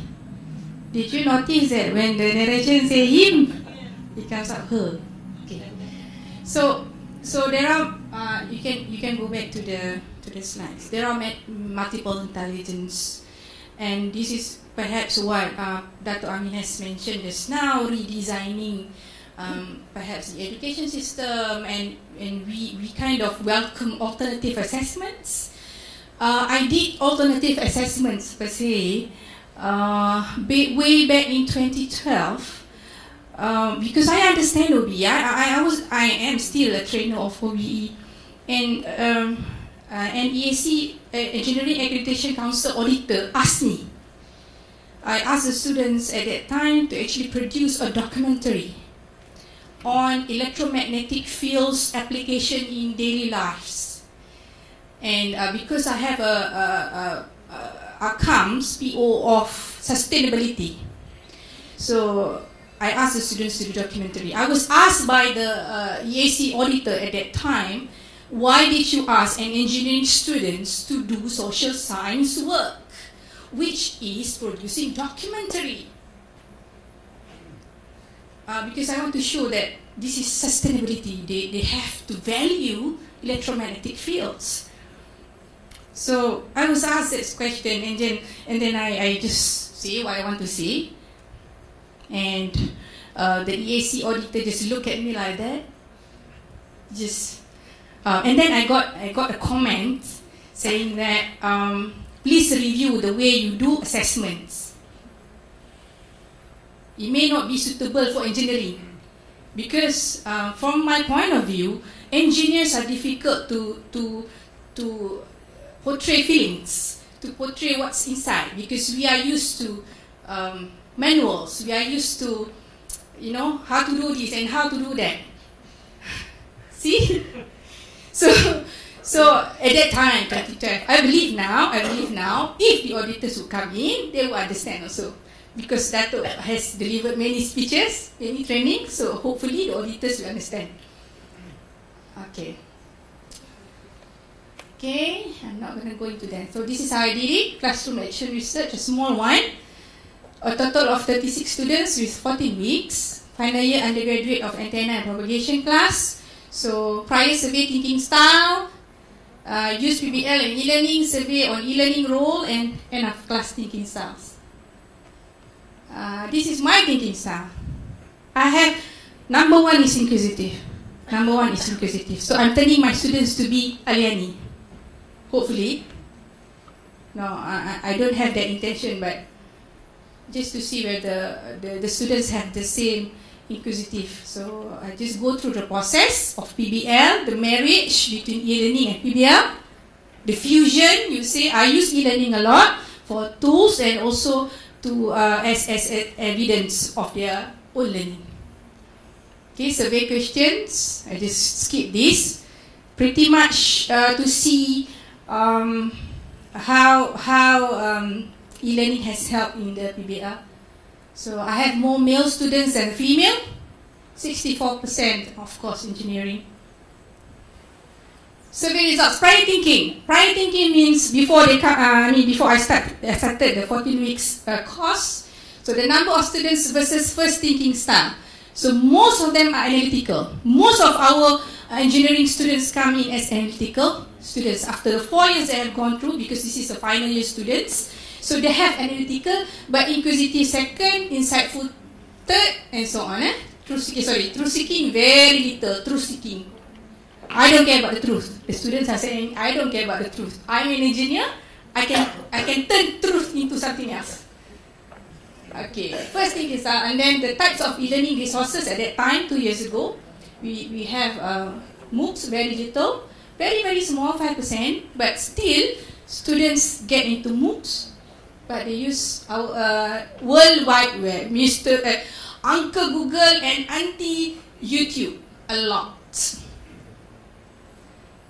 E-learning helps me to identify root cause of problem, because this is PBL. Yes, of course. They just Google, they found everything, okay? And strongly agree. No one disagree, and no one not sure. They are very sure. Help me to verify issues, of course. All are positive. Encourage me to ask more questions of how and why. Strongly agree. Some are not sure. After these findings, I interviewed my students. Why do you think you strongly agree that e-learning encouraged you to ask questions, and how? The thing is that when they Google, they found something, one thing. When they read, for example, Wikipedia, they read something on Wikipedia, there are terms that they don't understand. Even though the whole concept, of course, I know the terms, I can learn literally what the terms mean, but there are terms in there that they don't understand, and they keep asking questions by searching more and more. Okay, after class thinking style, number of students versus first thinking style. Prior first thinking style, that means, as I showed before, they have more analytical thinking style. Still, after going through my course, with respect to my course, their analytical thinking style also increased. And then inquisitive also increased. Insightful increase, but less on open mind. I'm not sure why they have less. I mean, this is first thinking styles, not second, third. You can have 7 thinking styles, but the first one, what is it? So they become less open-minded, but more on analytical, and truth seeking gone. So this is for me to find out why. So in a way, it shows that inquisitiveness improves together with analytical and insightful and systematic. From this initial study, it triggers me that actually students' thinking style can be nurtured. The way that you want it to be, the way that it depends on your design. You need to know what you want from your class. The students turn up to be what? And then you design it, and you deliver it, and you see whether or not this can. There are a lot more things to be done on this research because it is non-funded, only 2 cohorts, and I will expand this more. Now I have more time, I'm no more the deputy director, I have more time. Discussion, okay, so reduce, these 3 reduce. And this shift in preference in thinking and the first thinking. So, my last words, invest in love. As an educator, one of the things that we face problem in UPM is that our university is one of the research intense university, research university. Actually, if a research university professors or lecturers coming from research universities background or intense in research, we should be able to be good in teaching and learning as well, because research itself promotes good values, good trainings, good platform, because you do innovation anyway. But when it comes to teaching and learning, why people don't do innovation? Because no tangible outcomes that you can see. The only tangible outcomes that you can see out of teaching and learning activities like this is your students become somebody. That is difficult to show. Unless you publish, for example. Now we have teaching and learning route, we have research route. So now perhaps you can produce more tangible outcomes like papers, but that does not matter as educator. As educator, number 1, you make sure your students achieve the outcomes. Number 2, you do the great best practices over and over again, and then you share, sorted. So, invest time, even money, even anything, for the students, for the duration of, it's not just us, it's going to be the whole generation. So thank you very much. You can contact me here and hope to see you again. Thank you very much.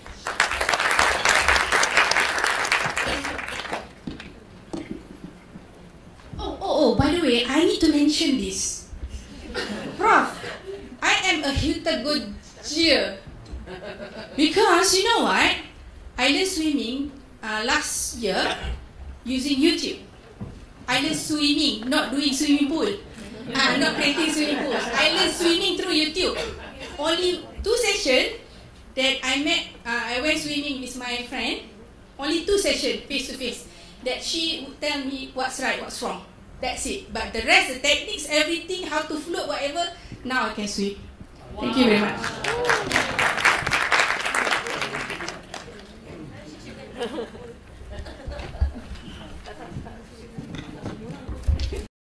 University, Bangkok, Thailand. He's also the model lecturer, Technology Enhanced Learning. He's currently working at the Office of the Higher Education Commission. Today, Dr. Michael will be talking to us about Technology Enhanced Learning. What are the tools? Let us give a round of applause to welcome Dr. Michael on stage.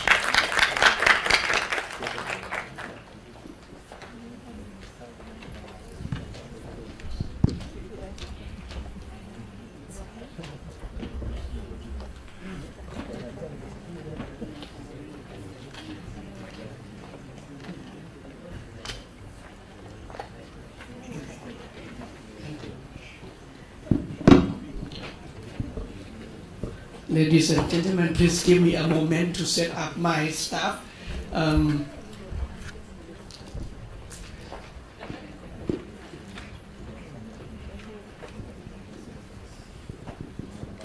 Well, I learned how to swim differently. For myself, when I was young, I was afraid of swimming so much. And so much so that I always need to stay at the shallow water when I go to swimming pool. And one day I could not accept myself anymore, so I jumped into the deepest part. And then, well, I survived, so lucky me. And since then, I enjoy swimming a lot. After that, I keep telling other people, hey, if you cannot swim, just jump. But don't follow my route, because you may not. No, I use mine. Thank you. It's the Marco Polo method of the Marco Polo. Yes. All right. It is my great honor to be invited to speak in Malaysia once again, and I can see so many familiar faces. Well, if I cannot remember you immediately, please accept my apologies. Of course, 2 weeks ago we met. A few years ago, I listened to him first time at ACAP. Although in ACAP there is nothing much to do, no shopping, no nothing, but I enjoy his talk so much, so very much, and I could not believe that I am on the same stage with him again. All right, today I have been invited to share my humble experience on technology enhanced learning. To be honest, I don't know if what I know is already what you know. You may know much more than I do. So please feel free to interrupt me and say, I know this so well, and then come on stage. Oh, no. Well, we don't have that much time, and I have a lot of things to share with you. All right. Okay, to start with, I don't have PowerPoint, I'm sorry. What I prepare for you is Google site, which is a website, which I keep updating. Listening to him, then I add something. Listening to her, then I keep adding something. I do this one, what I call JIT, just in time teaching. All right, this is my style. I believe that nowadays with the use of technology, everything can be much more simpler, and you can spend a little bit of effort to make everything better. And well, we are in the age of AI, right? We have AI to assist us in many ways. I don't know if this will work. You know this one, right? This is earpod. Oh no.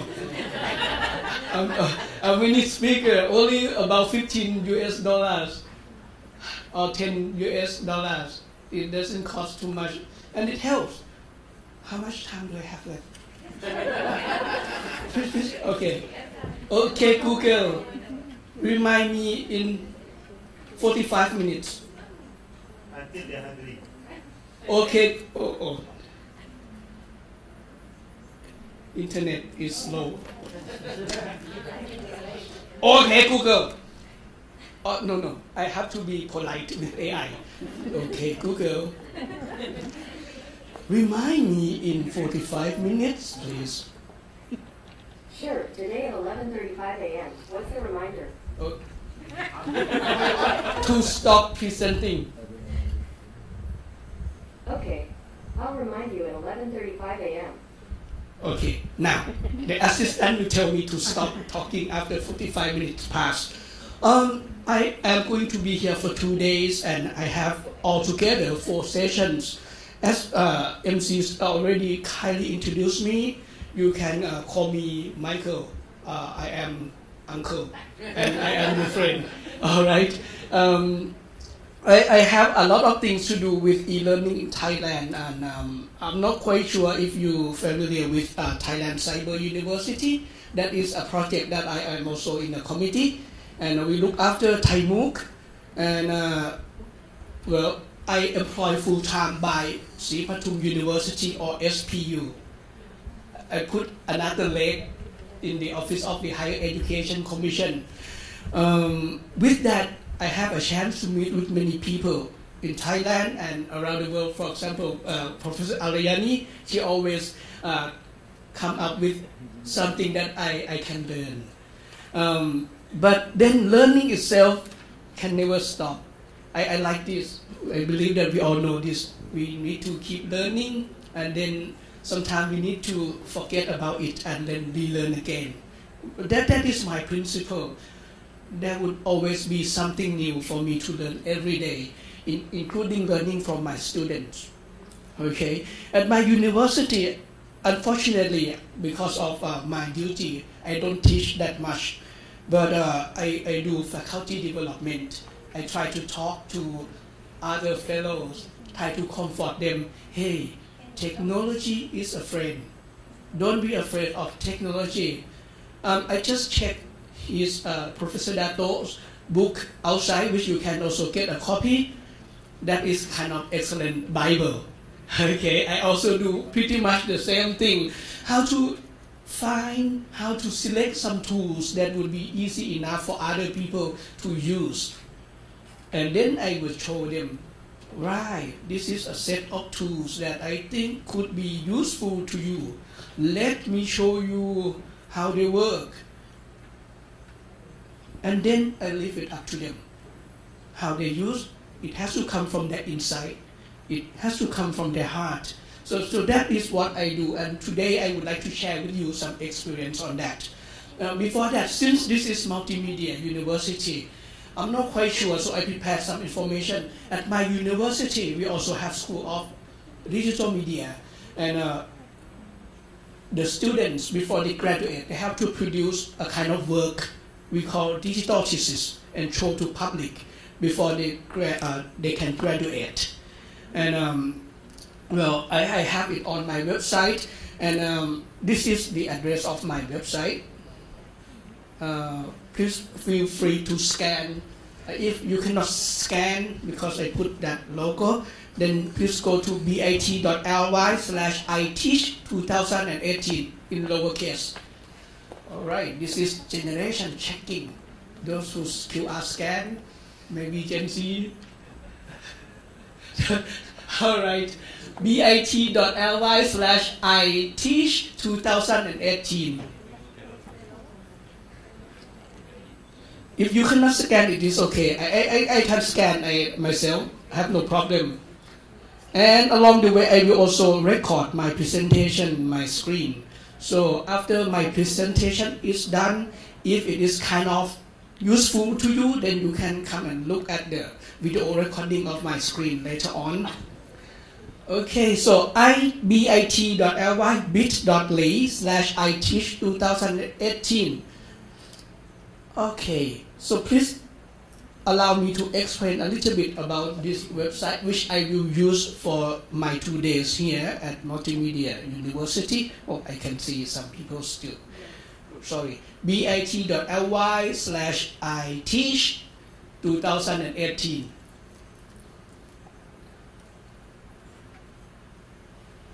Okay.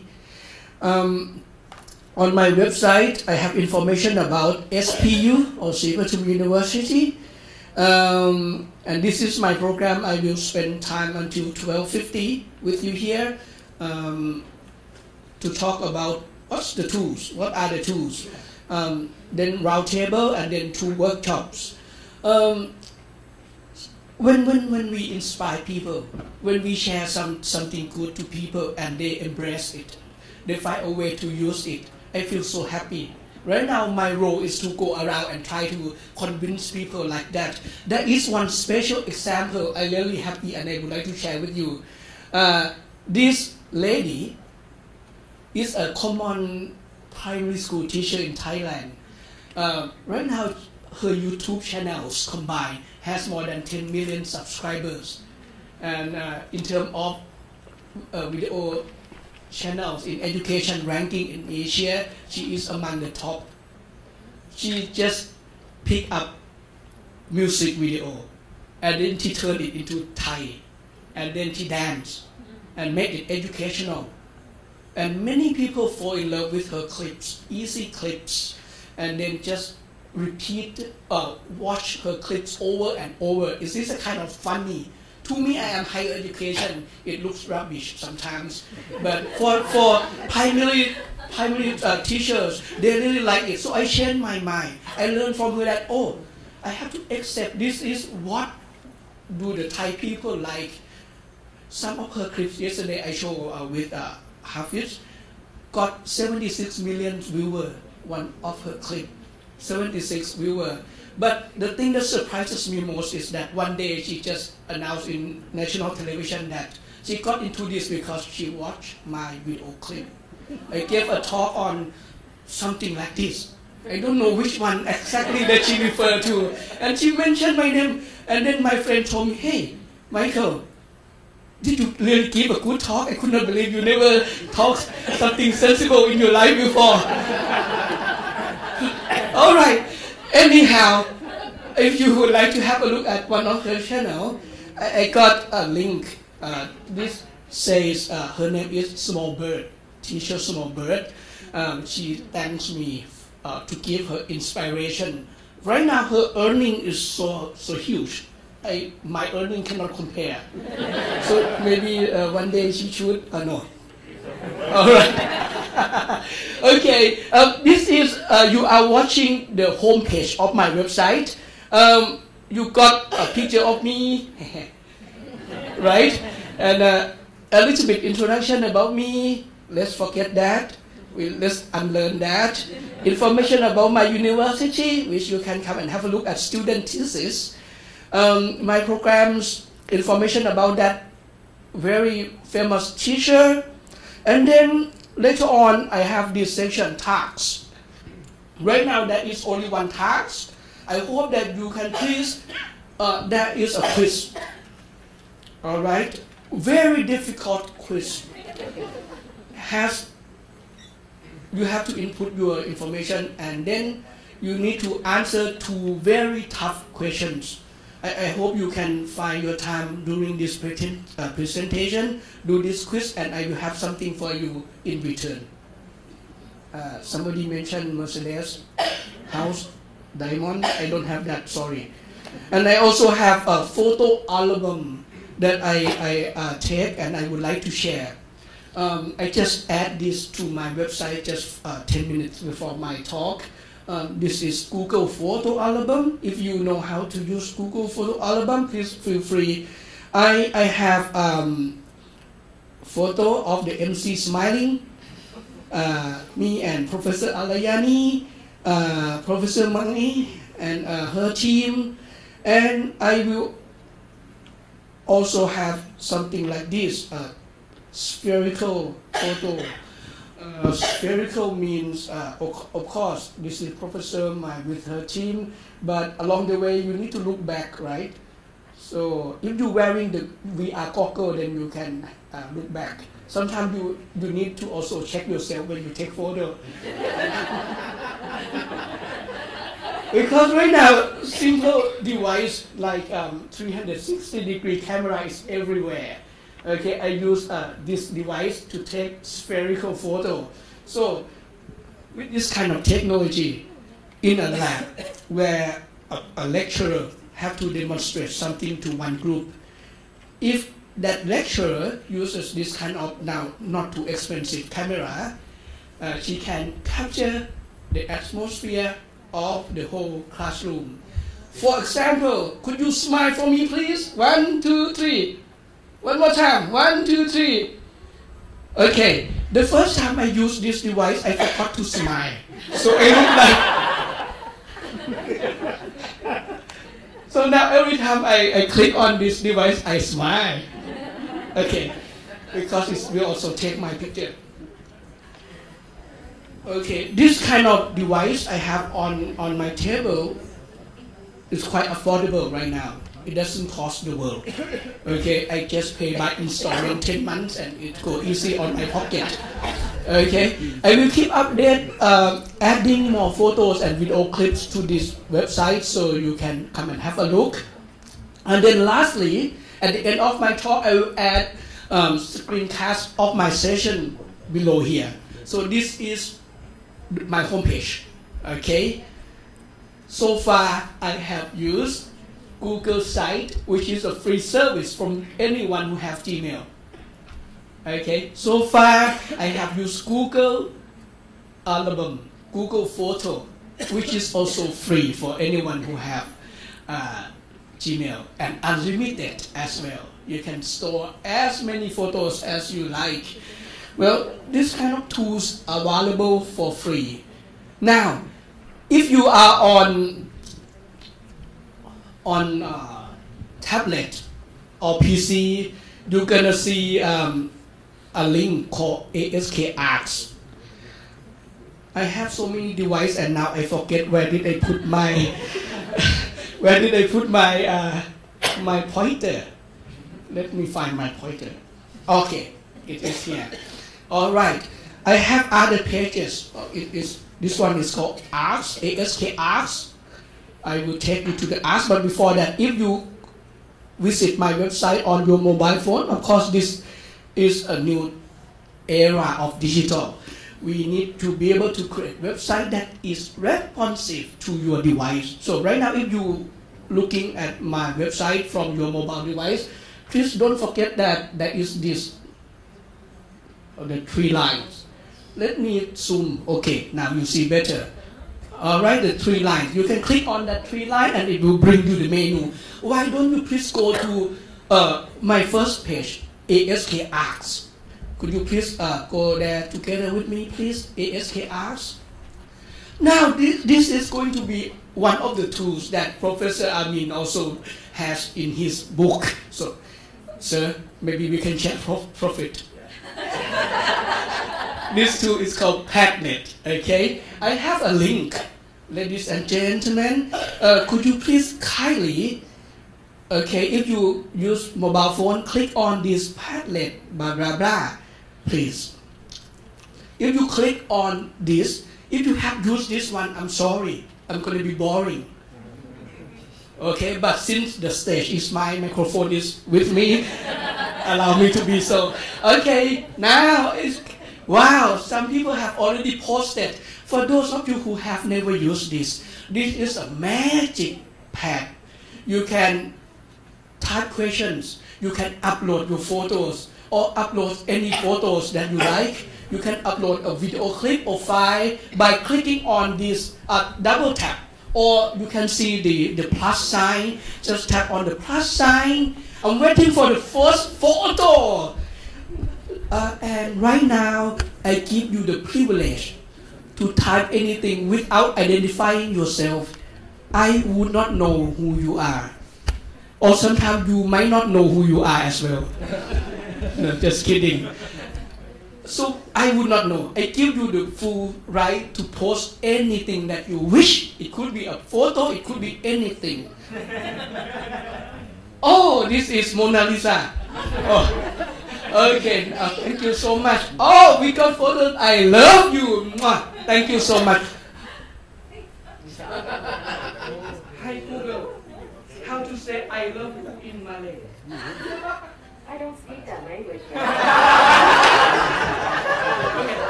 Hi Google, how to say I love you in Thai language? Okay, good. Okay, all right. ผมรักคุณ Okay. All right. If you happen to have this feeling, you would like to confess your love to someone in this room, now do so. Okay, you can type. All right. This is a tool that I can also ask my students to log in. So I will know exactly who posts that nasty comment. No, just kidding. Well, when I teach, I always want my students to be able to express their opinion. So what I do is, I ask them to register on Padlet. And then I give the right to particular students. So I know exactly who posts what. That way I can control the class.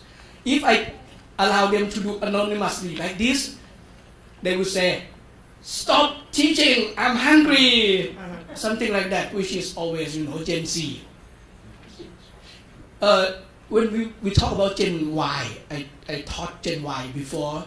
We say Gen Y, before they born, in their hand, in their mommy tummy, they have the mouse. They can use the mouse right when they were in the tummy of their mommy. But Gen Z knows how to pinch their screen since that time. How about Gen Alpha? I don't know. Maybe Gen Alpha can talk to AI before they born. Maybe. All right, thank you so much that you're trying this tool with me. Let me, okay, only you, the owner of the post, and myself can actually modify your post. So please don't be afraid. No one else can modify your post except you and me. Okay, let me change format. I need to now group. Okay, I will change the format right now. Oh, I choose the wrong one, but let's see. I will take these. Okay, these three groups of people smiling. I will say smiley face.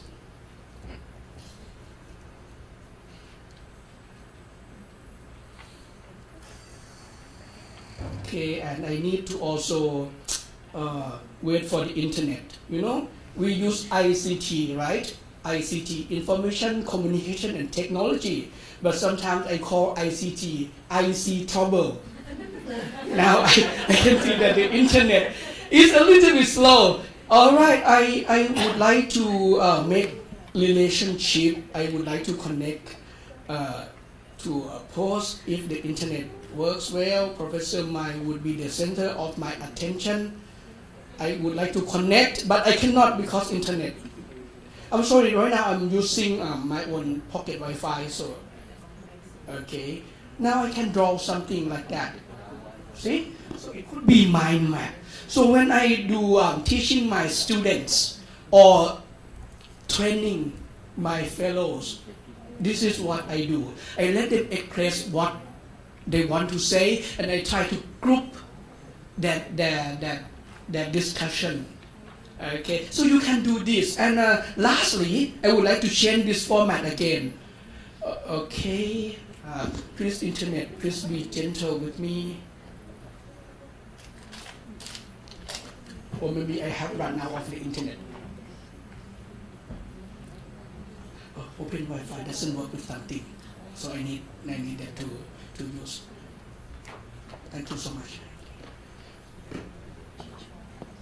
Okay, I change format. Okay, anyhow, I will come back to this later. Let me take you back to my website again. From now on, if you have questions or you would like to express some opinion or you would like to share something, please feel free to express your opinion or ask questions on this Padlet. Okay, once I said on this Padlet, I will change the format later on, make it look like column. Now we are posting it all over the place, just like we are posting the post-it note. So what I do is I will make them look like a table. Column 1, the first column will be whatever you have posted. Column 2 will be the place where you can post your questions or ask comments. But if the internet is not my friend right now, then I will come back to this later. I change it later. Let me go back to my website. I would like to now take you to my page number 2, reading. Reading.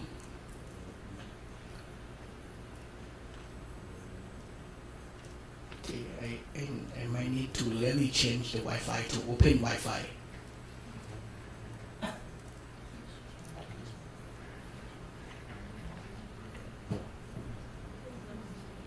It was not on open Wi-Fi. Now I'm going to be on open Wi-Fi, so it will be better. Thank you.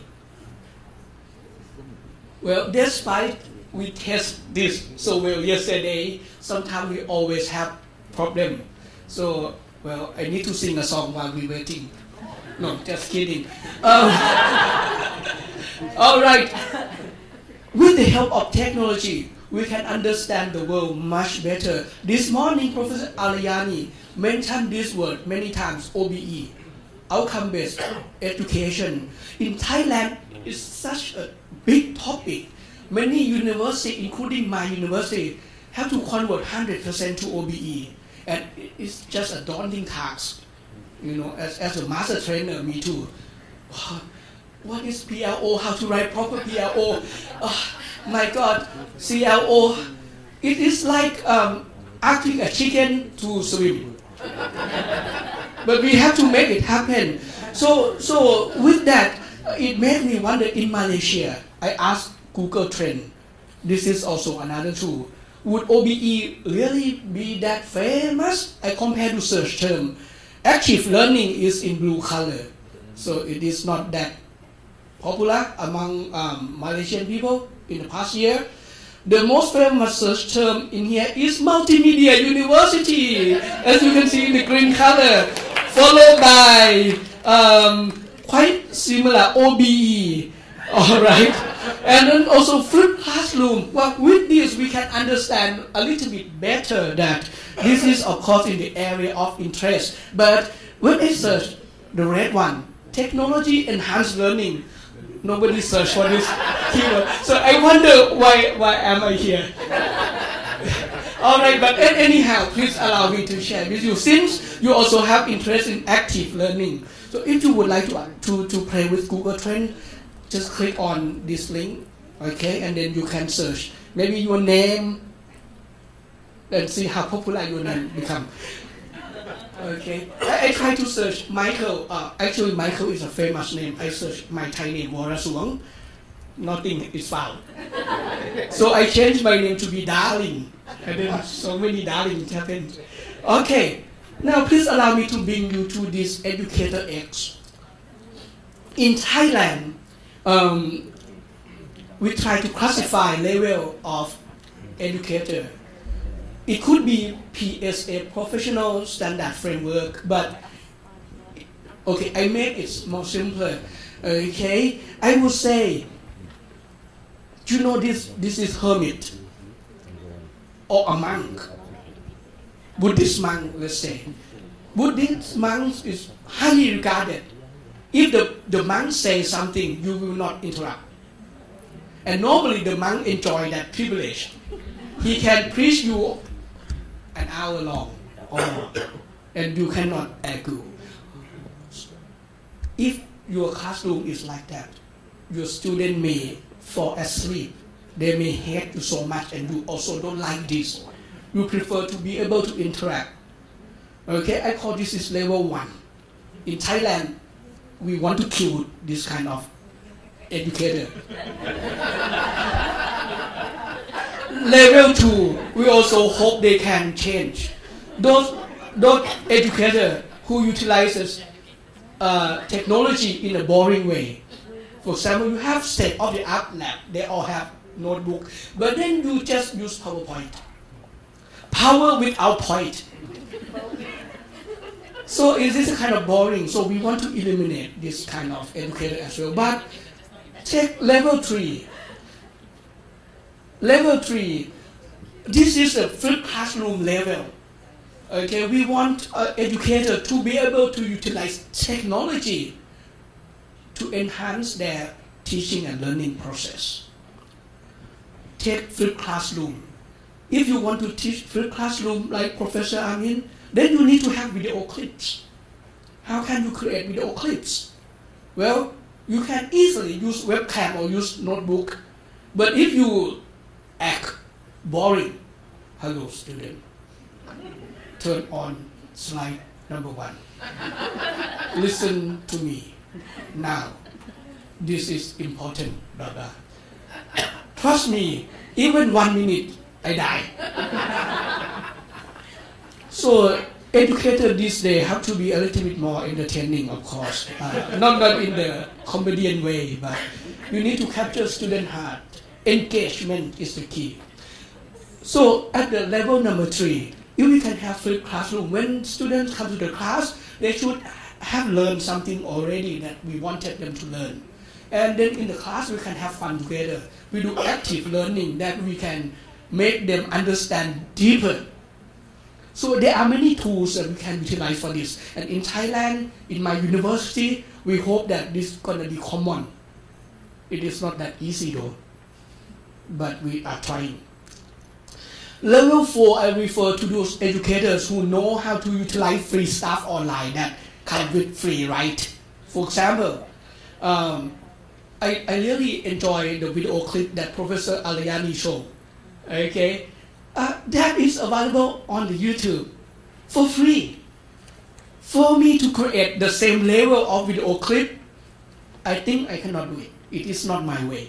Not that I'm not capable, but it is not my way. I cannot do that. He might not be able to do something that I do.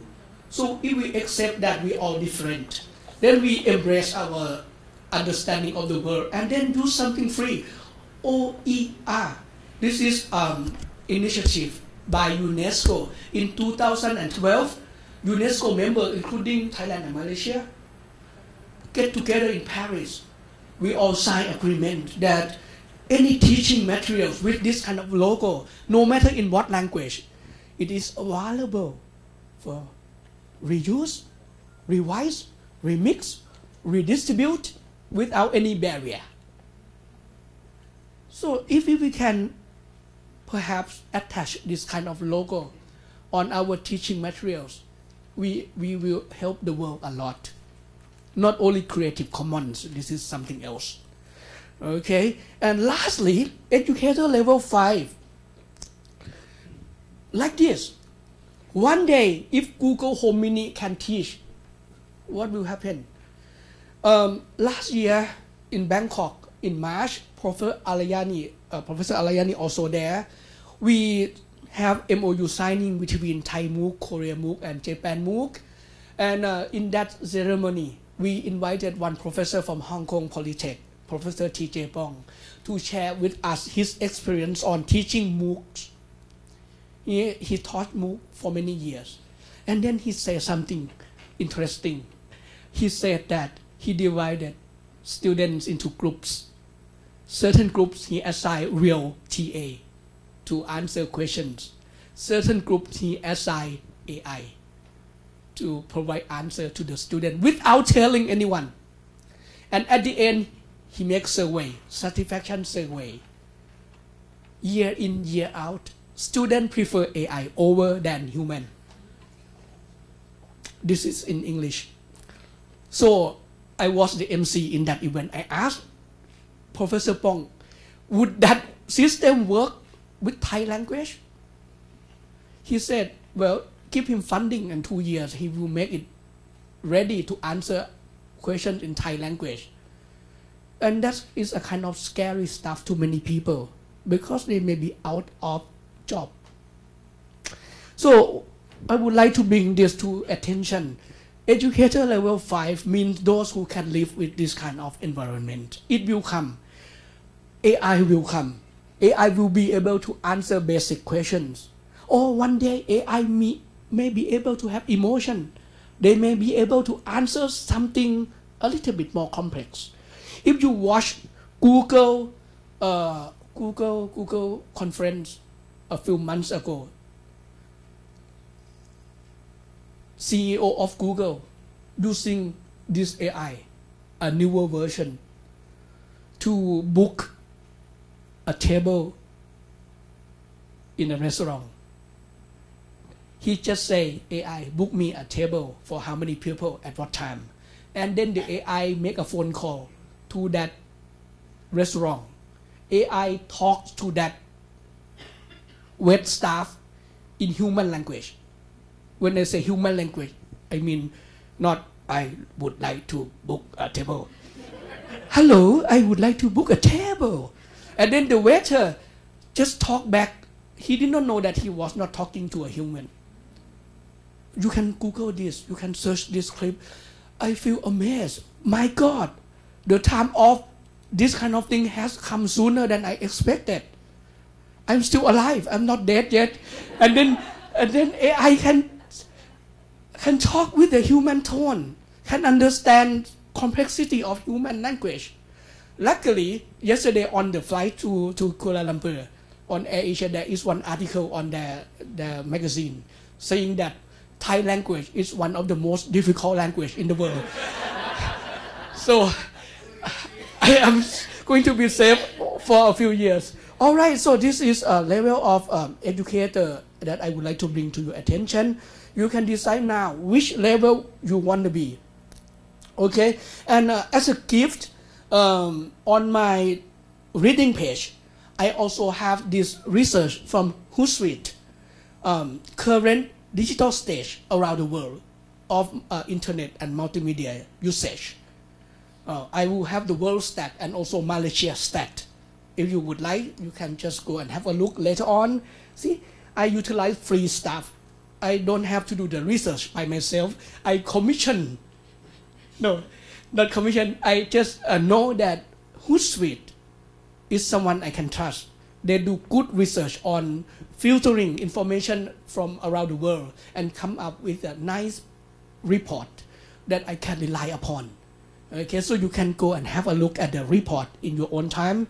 And then the next thing I would like to bring to your attention is, with the utilization of technology enhanced learning, there are many tools, many materials, many textbooks, many video clips that you can reuse. But I don't know the case in Malaysia. In Thailand right now, copyright is a big issue. There are some companies, they don't do anything but to find out that you infringe copyright or not. If you do, they will know, then they will notify the copyright owner. Hey, I know one case. There is a guy using your material without proper agreement. You want to sue? Split 50-50. It happens, really. So right now, some educators in Thailand at university level got sued by this company. Okay, for example, there was one lecturer, he created e-learning video clips, very good clips. In the clips, he uses special kind of font that he thought it is free. Everybody in Thailand use that font without any problem. But the things come as a problem because one day he sells his video clip. He makes money. And then that company keep an eye on that clip for a long time.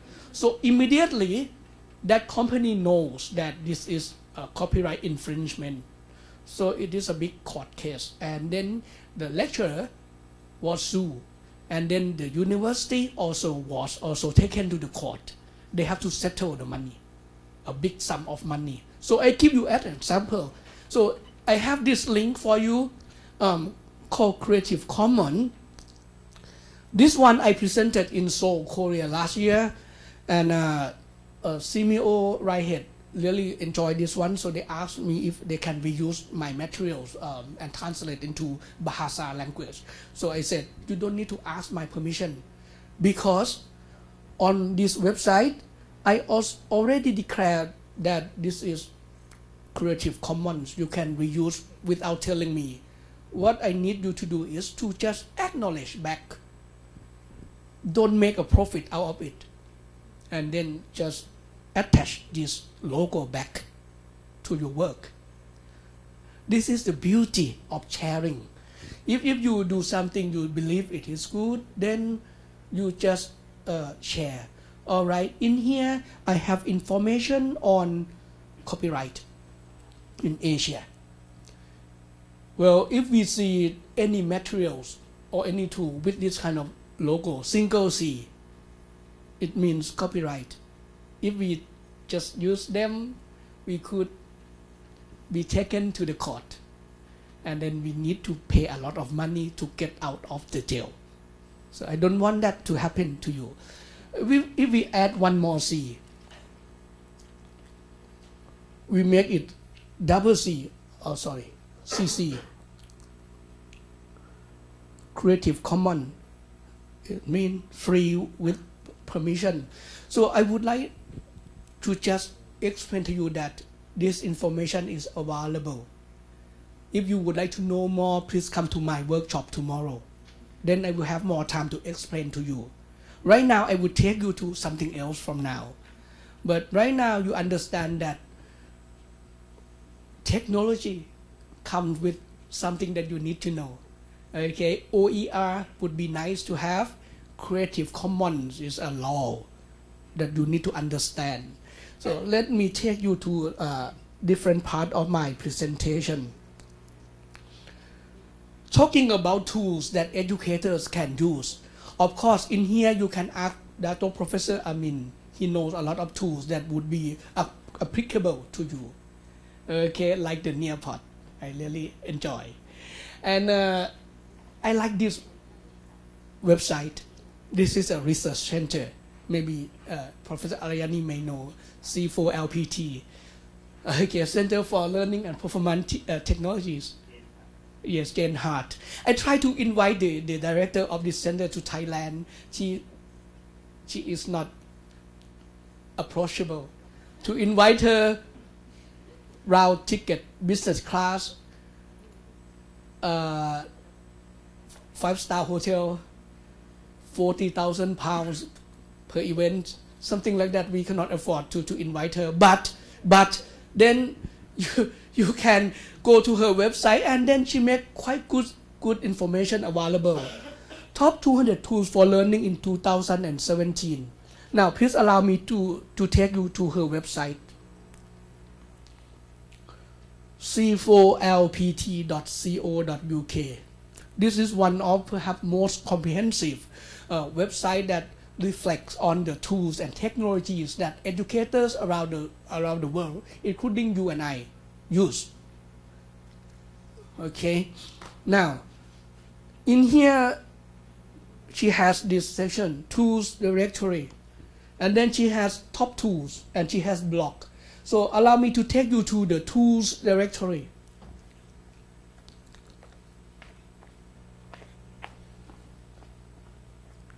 Well, this is her heading, instructional tools.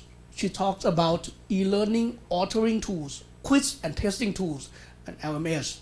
Then she has content development, and she has many more things. So I hope that you will find your own time after this, trying to look around her website, exploring her links, and then you might find something useful just for yourself. You don't need to know everything that she has, but if you know a few tools, it could change your life. Okay, this is the ranking. Number one tool that educators around the world love to use for many years in succession already is YouTube. YouTube has a lot of stuff in there. You could build an automobile. You could swim because of YouTube. So not Uncle YouTube anymore. It has to be Master Jedi, Professor, something like that at that level, because YouTube can teach you everything, including how to make a bomb, right? Google search, PowerPoint, Google Drive, Twitter, Microsoft Word, blah, blah, blah. What I do is, I would recommend you to please, for example, YouTube. Tap on YouTube link, and then in that link, you will find information just about YouTube.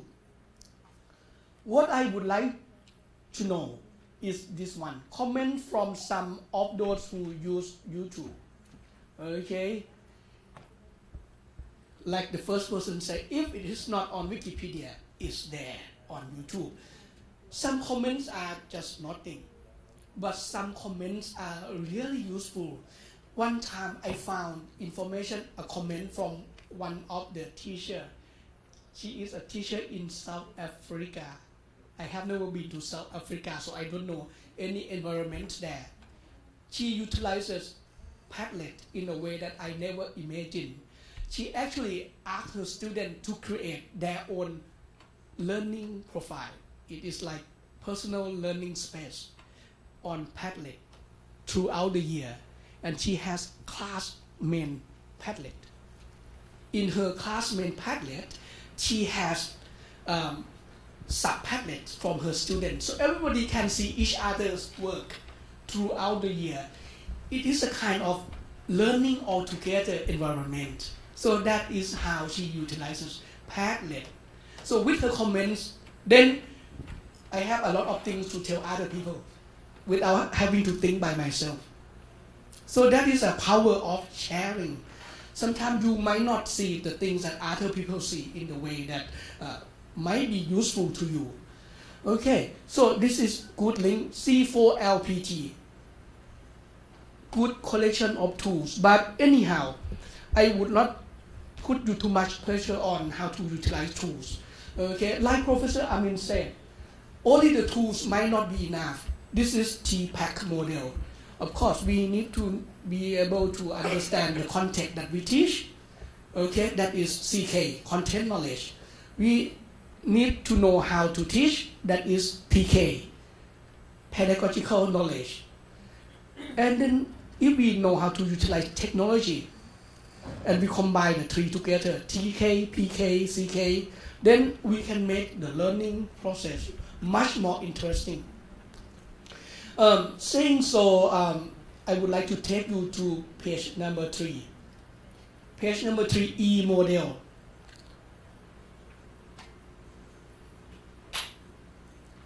E model. When I do workshop in Thailand or overseas, not as many as Professor Amin would do. Okay, I would ask the trainees to keep thinking which tool you like and how will you use the tool. They have to write for me. And that is a kind of promise. I ask them to write on a real postcard, addressing back to themselves. I keep the postcard for 3 months. After 3 months pass, I will mail it back to them. So they will read what they promised me 3 months ago, and if they have done that or not. That is my way. Okay. Now, when I do a workshop, this is kind of question I get from the trainees. Will it work? Will that really work for me? No. At my university, internet is so slow. It never works. My boss will not buy me new computer. Projector is too dull. It's just not good enough. There would always be excuses. You can never beat that. They will always have some reason not to utilize technology. But anyhow, after a session together, then they pick up something. The second paragraph, second line, will I have time for this? That is also a big challenge.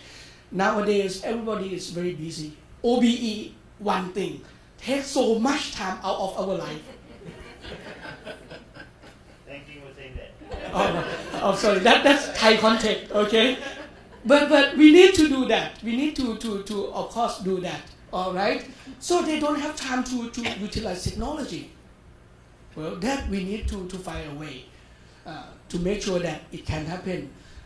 Third line, do I have to pay for anything?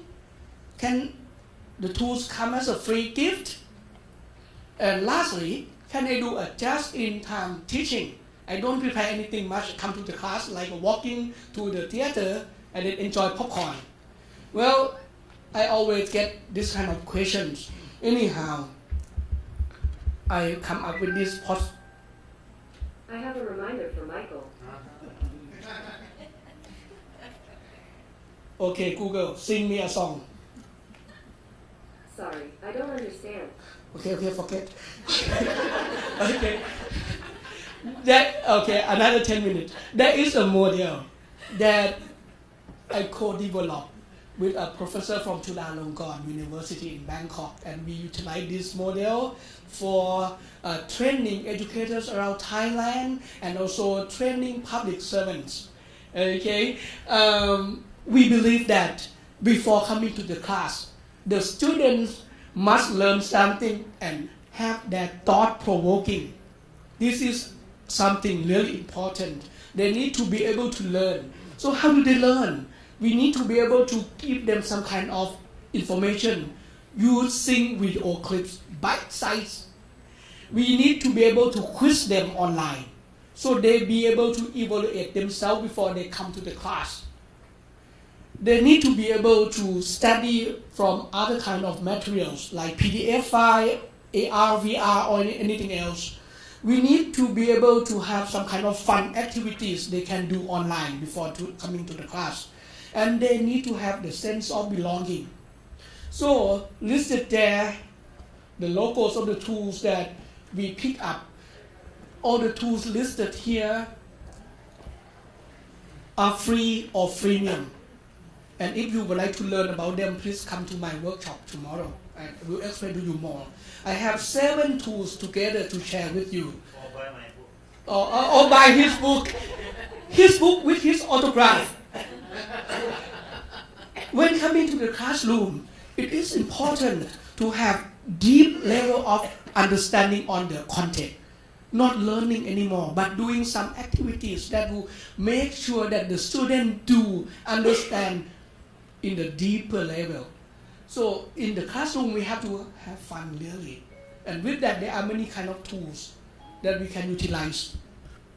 Okay? And after the class, because we use OBE, we need to be able to predict character or whatever the student will gain beforehand. How can we make sure that they achieve something that we hope they will? So we need to be able to have some kind of tools that they can utilize for that as well. So with this, I would like to share with you 17 tools that I will introduce during my workshop. Tomorrow would be just a small subset of many tools. And some of my tools would overlap with Professor Amin. For example, Padlet. Okay, something I might not pick up like video scribe because it might not work well with Thai language. But I have more kind of tools that would fit within this model. Okay, for those of you who will not be able to come to my workshop tomorrow, I have diamond and gold as a gift to give you tomorrow. But if you don't come, then this is your problem. Okay. If you cannot come, please let me share with you this. Okay, there are some tools that can make your classroom much more interesting, or before the class or after the class. I have altogether here 17 things to share. Okay, and I just briefly introduce them to you. The first one, I have some kind of free augmented reality and virtual reality to share with you. With your phone, nowadays, augmented reality comes for free. For example, I was in Russia just a month ago. Whenever I go to Russia, I got invited to those kind of places where I would not normally pay myself to go there. I just visited a place called Tomsk. You never heard Tomsk, right? Tomsk is an old city, 400 years of history. And then in Russia, they are powerful. They don't need to know English. They just use Russian language. So I go to one big restaurant in that town. And then I enjoy food. And then suddenly I want to go to toilet. Now I walk to the restroom toilet and I see 2 doors without any logo, only language. Well, in Russian, one should say male toilet, another one should say female toilet. But I cannot read. What would you do in your case? Of course, now many of you said Google Translate. Yes, I use Google Translate. Then I know, this is male toilet. This is female toilet. For those of you who have never used Google Translate, don't be afraid. Try it. It is free. You click on my link, the R. And then I have some free augmented reality tools that you can utilize or you can have fun with me tomorrow. If you teach math, can you solve this? What is the answer? 8, 1, 7, 6. See, we are educator. This is high school level. Okay, so you can. This is. Well, I can tell you tomorrow. But you can utilize some free tool, augmented reality tools like PhotoMath to solve this. Actually, the answer is not 7, not 6, not 3, not 9, not 7. It is 1. Okay, and there are many tools, including Google Translate. This is the real thing. Male or female? You know, you cannot trust when people walk outside of the toilet, especially in Thailand. Might look like a female, but it is a male. Okay, so the world is more complex. So, well, you can use Google Translate to help yourself, all right? And in terms of education, there are many more kind of things you can utilize. I will cover this again during my session tomorrow in the workshop. Second thing is, actually when I teach or I give training, when I go to a student and I ask the student, I talk directly to this student. Normally other student might not care. So what I do is I use this tool. It is for my phone to screencast to my computer, and it goes to projector. So I would walk to my student and then show the face of my student to the class, and it's a kind of fun, really. So, and I can also show something that I would like to explain on my phone. So this is a kind of tool that you can utilize for free. Okay, a power mirror. If you want to use this, you can come to my workshop tomorrow. Okay, and number 3, video production. Video production is so important. This day I don't like to type so much. When students ask me, I will record a short clip and send the link to them. I can record immediately with my face, without my face, or with combination of my face and my screen. And then with the software like Vidyard, you can actually know if the student has opened your link or not. That is important. Okay, you can have your face in a bubble like this. And if the student watch your clip, then the system will also alert you that at least one person is viewing your clip. Okay, so that is kind of free. And then Screencastify. You remember I did this. Come on. Okay, I did this with the help of this pointer. This pointer costs quite a lot, but this free software can do that spotlight effect. So if you would like to know about this, come to my workshop tomorrow. Okay. And number 4, Edpuzzle. It can turn any video to be interactive. You can take video from YouTube, insert a question, and if your student got it wrong, the question wrong, then cannot view longer. Have to go back to the first second and then view the clip and then answer again. Something like that you can utilize for free. Easy PDF manipulation, easy graphic creation like in his book as well, Canva. Easy polling. Polling is so important. With the utilization of PowerPoint or Google Slides, you can make it interactive. Okay. Kahoot in Malaysia, do you do Kahoot? Oh, yes. Oh, of course. Kahoot is a big friend of Thai educators. Okay, but can you do PowerPoint-less teaching with Kahoot? Can you do flipped classroom with Kahoot? Can you give students a homework with Kahoot?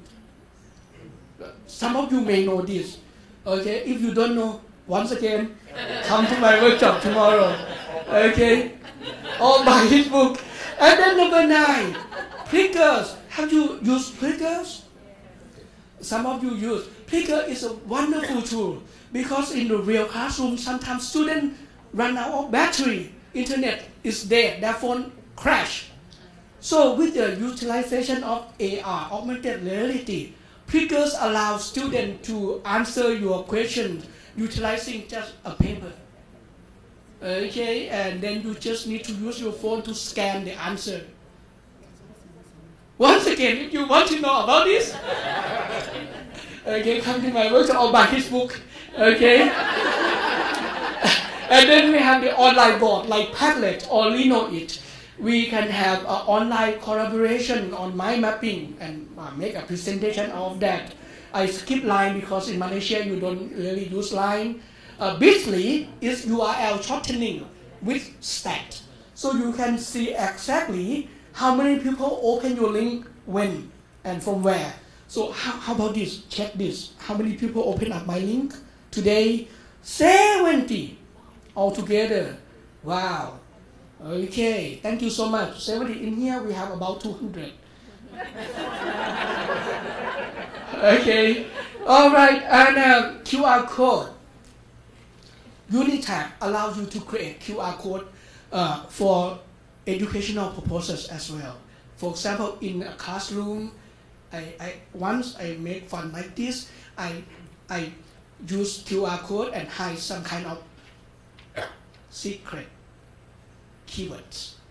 They have to go around the classroom, scan different type of QR codes, and then they will get keyword. They need to combine the keywords and then try to understand what do I try to convince. So students run around the classroom trying to scan and then trying to reasoning what would be my message. So it was kind of fun, and I really liked Unitab. Facebook. Yes, sir, yes, sir. Thank you for that, sir. Facebook profile picture frame, number 16. Number 16, I'm not quite sure you can install this, but it is available on iOS in Thai market. A Thai teacher, in Thailand we have this problem. A teacher at high school level would have answer sheet. When they want to mark the student grade, they need to use that kind of when you go to temple, what is that kind of, that stick, and then make a hole, right? Make a hole. Okay, if the answer sheet has 100 questions, they're gonna have 100 holes, and then they use the red pen to mark, and they count. Then they kind of pay. You do that also. So, and also when educators at higher education level do research, sometimes we don't do it online. We need to keep the paper and they need to tick, tick, tick. This software, free software, can scan, calculate, stack for you immediately for free. Okay? And lastly, make Google Form to be a quiz and then send out certificate. Ladies and gentlemen, for this one, if you go to my home page, go down to the task. Do this quiz during my keynote session. If you have done that, please check your email. If you type your email correctly, this is what you get when you fall in love. Okay, you will get a certificate, something like this. Not this one. Okay, if you haven't received it, then check again. You might mistype your email. Okay, this is a tool that is so powerful. I can make it really look like a certificate. Each certificate would have unique identification number, and I would know because everything is recorded on Google Sheet. I get all your answers. I get your emails. I know what you did last summer. Okay, but I use this one to replace class attendance check. My students will have to do the quiz during my session. I open it for a short period of time. And at the end of my teaching 15 weeks, they often collect 15 certificates. Okay, is this a kind of fun? So I would like to just share with you I mentioned a lot of tools, a lot of things to you. I hope that you can find some of the information useful. And if you would like to come to my workshop tomorrow, go to page 4. I have some software that you please install on your device before you come to my class. Or if you don't come to my workshop, this kind of tools can be useful for your life as well. You can have soft skills that can serve your life in many ways. Lastly, before I end, I believe that fun and learning is the best educational experience. Boring teaching to die. Okay? And then don't fall behind. Change come all the times. Okay? For my dad, this is his technology. This is mobile device. This is wireless. This is remote access. This is external drive and tablet. Okay? And this is a kind of fun. Okay, victim of wireless technology. There's no wire that he can walk on. But then I would like to put the emphasis on this. A clock has 3 hands. The red one is the second hand. Technology can be like a second hand, move so fast. You may be the minutes, not as fast, but catching up all the time. Who would be the short hand, the hour hand? I think of 2 persons. Your boss? Oh no. Just kidding. Dr. Ho is not here. No. My boss? Oh no.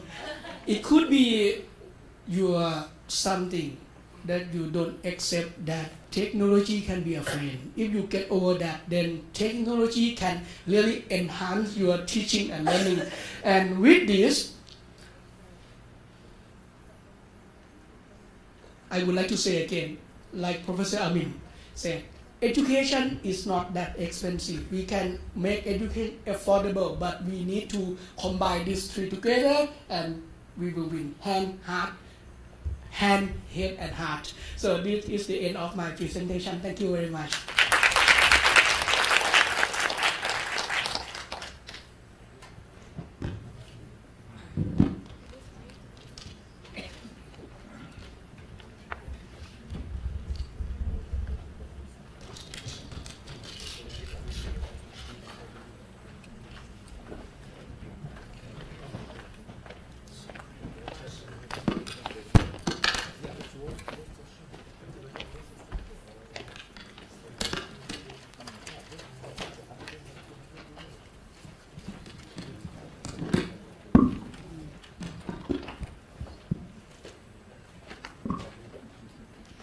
All right. I must say that it was really an inspiring talk. A lot of things have been shared to us. I think he deserves another clap, another round of applause.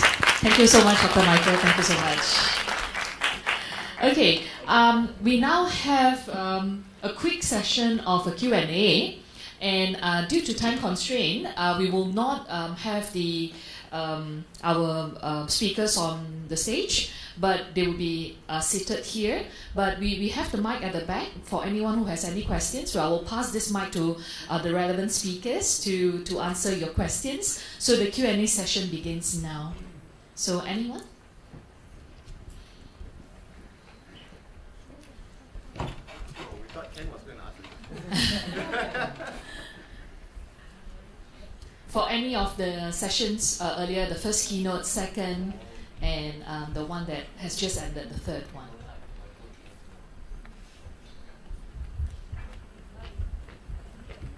Grab the opportunity. Yeah, we have a mic over there. Yes. Actually, this hello. Testing. Okay, we need mic. Never mind lah. Okay, never mind. I'm loud enough. Actually, this is not so much a question as a comment. When you're saying about swivel.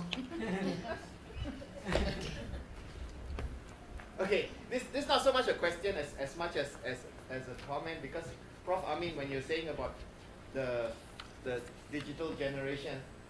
My daughter, when she was like 2 years old, she actually, you know, little kids, they ask you questions all the time, right, as parents.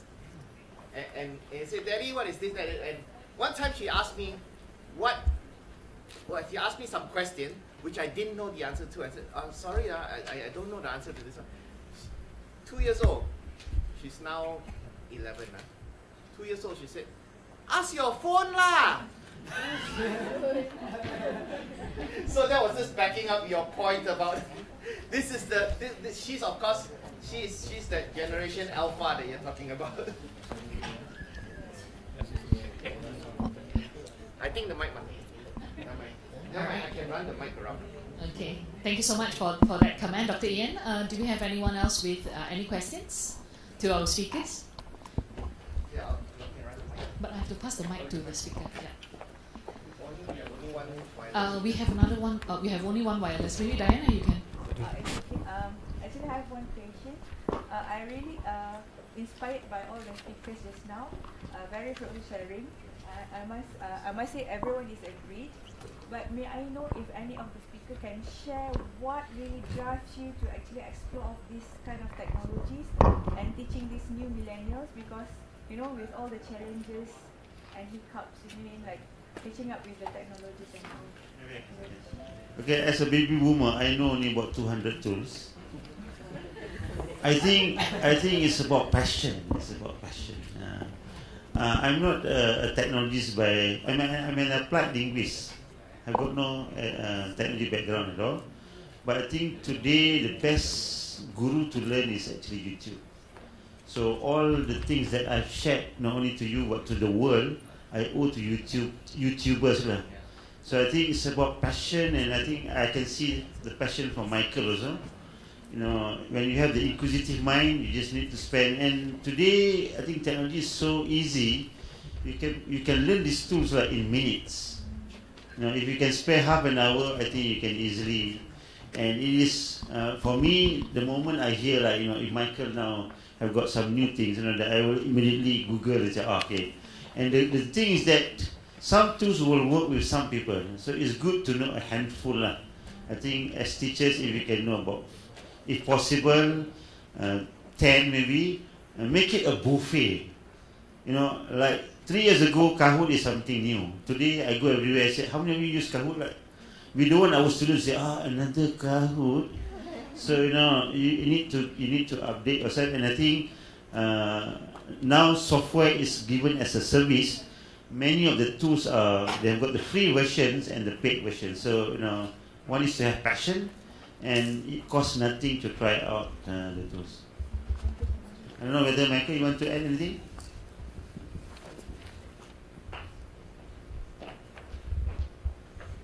Thank you so much. To me, that is my passion as well. I love to. It is my habit. When I wake up, after taking a shower, the first thing I would do is to just pick up my phone and check many things. First, there would be some free apps, tracker service, because I cannot afford to buy all the apps that I have the interest. So I will wait until they become free, and then quickly download and then try like mad. And the second thing is I have certain people that I follow on Twitter or on other channels, including Professor Amin. So I will know his mind. So whenever he speaks out something, then I would explore and then learn. So that may be my habit. This kind of thing I call soft skill. So I believe that it can be transferred quickly if other person has the interest. And it is not really difficult to learn. It just takes someone with the real passion like me on that kind of thing. And then once I know that it really works, then I would just pass on. In my workshop, I would say this, repeating over and over. If you learn from me, one day you will never need me again. That would be the goal, because one day know the tool, then it would like a pathway. After that, they can find the tools by themselves. So that is my thinking.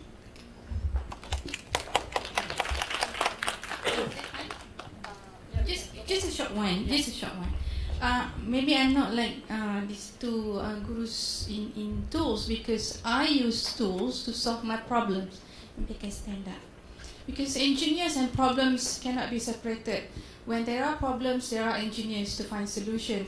So the drive would be, what face-to-face cannot do for me, I will find alternatives to that. So it becomes, even one tool, you just need to learn one tool perhaps that could help you to solve your problems. For passion to come in, it will take some time. But you start with, okay, what problems do you have? But you have to go back and look at the way you teach. Find out some problems or find out some issues, and you find what tools that actually help you to solve the problem. If I can get, I think she raised a very important point. Do not duplicate what you can do best face to face. The rule of the thumb, you capitalize on technology to do things that you're not able to do face to face. For example, in Padlet, I can get like 500 people now responding to me. I cannot do that in the face to face. So capitalize technology to do things that you're not able to do well face to face, and continue doing things that you've been doing well face to face. I think that's a principle to hold on.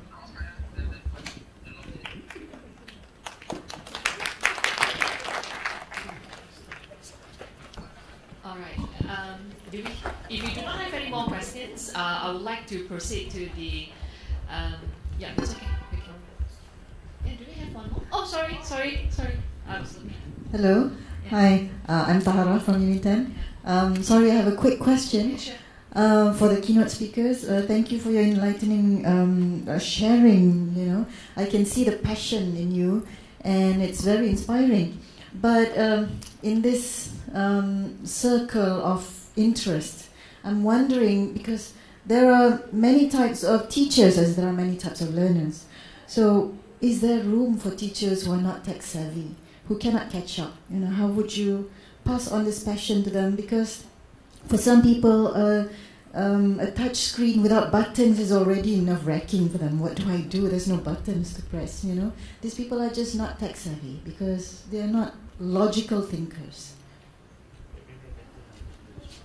I think in my approach, the why must be made clear, not the how. If you bring teachers to workshops and you start on the how, you're going to fail. So you need to start with the why. I call it hearts on. I think Alani also mentioned hearts on. You start with the hearts on. You need to change the mindset. I think spend some time explaining why Flip Classroom, why use multimedia. I think you need to get the buy-in first. Nowadays, technology is so simple. I mean, you can learn all these things like in no time. So I think the why must be clear, the hearts on. The mindset has to change. And nowadays, technology is so simple that you can learn. I mean, the approach is not to like, I mean, in the past, you need to like, if you want to do animation, you have to learn what? Programming or this sort. Nowadays, like there's no, the learning curve is so, it's not steep. So teach them something practical. Teach them something that can be, to me, if you can learn a software in less than half an hour, that software can be taught to others. If the software will take you more than half an hour, forget it. And many of these tools are free. So if you bring them in a training where something is free, something is easy to learn, and the why is clear. If I do this, I can get, I've got 100 students in my class. I do not know how to engage them. Suddenly you produce a Padlet. In Padlet I can engage 100 people. So the why is clear with them, and I think you can convince the non-believers. That's my thing. Maybe anyone else would like to add? Just a quick one. If you are an administrator, I was the deputy director before, which usually is under my care, was under my care. So one of the challenges is to get those types of people, actually the baby boomers to join. For administrator, don't focus or spend too much energy on the people who doesn't want change. It's not about tools, it's about changing. Whatever you give to people, if they don't want to change, they won't change. So focus your energy on the people who want change. Number one. Number two, like Prof. Amin said, hearts on. It has to be convinced. we had in UPM, we had a session, a specialized training session for Vice Chancellor, DVCs, bursar, even non-academicians for e-learning, learning for the 21st century. And the whole dean faculties, head of departments convince these people first, because they are the ones yang 50s and above. So if you can convince this group, maybe one private session with them, and then you can convince that this is the way forward, so perhaps the support will come in. Few things, please.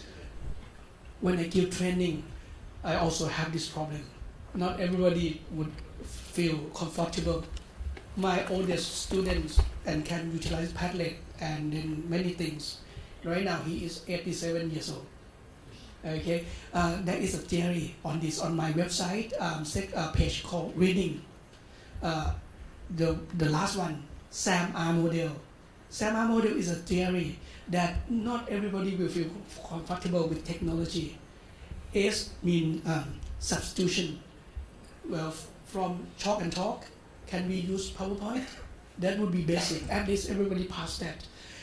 A, augmentation. This is a kind of things that I want everybody to achieve. Utilizing PowerPoint, but make it more interactive, more fun, more engaging, augmented, more than just normal.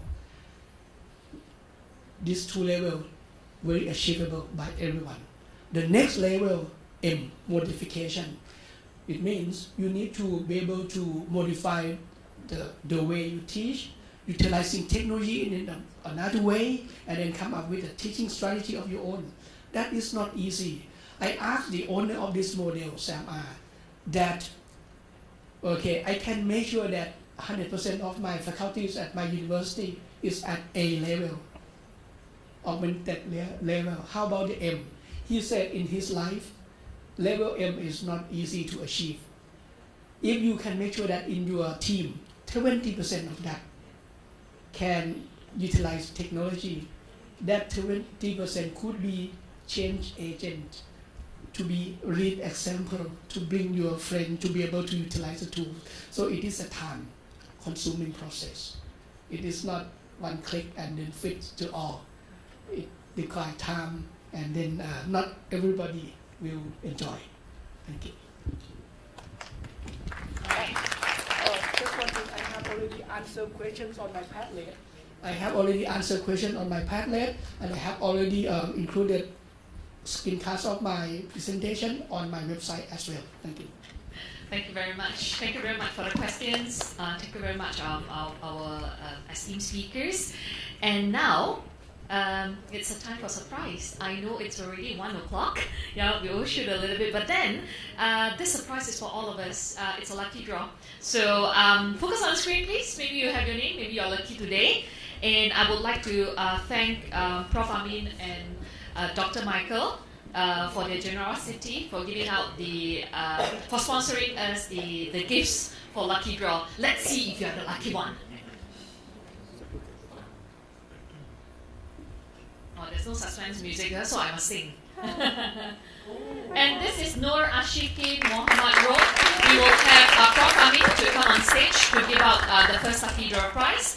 3 lucky draw prizes from Prof. Amin, and followed up by Dr. Michael after this for the 4th and the 5th lucky draw.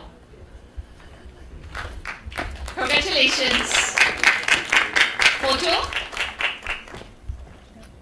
Thank you so much. Let us go to the second lucky winner. And this is Tan Bui Ni.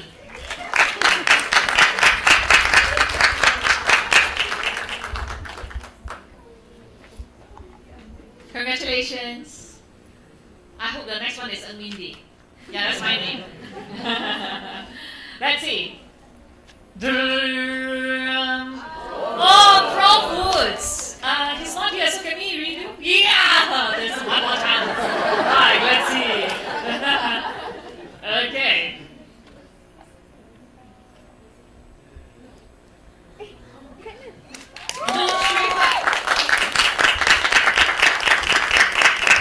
It's an N, but but not earn.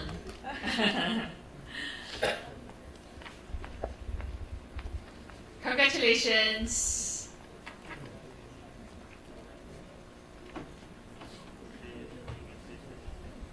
Thank you very much, Prof. Ami, for giving out the lucky draw prizes.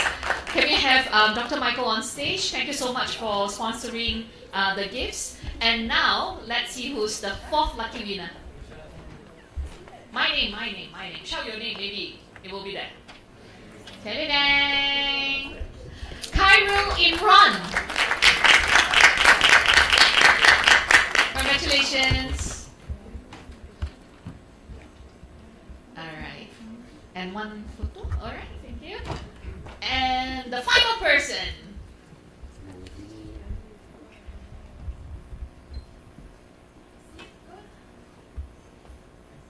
This is Go Chi Lek. No? Alright. One more.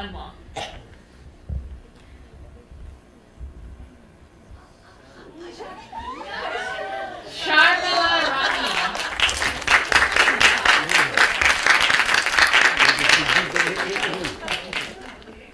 Congratulations.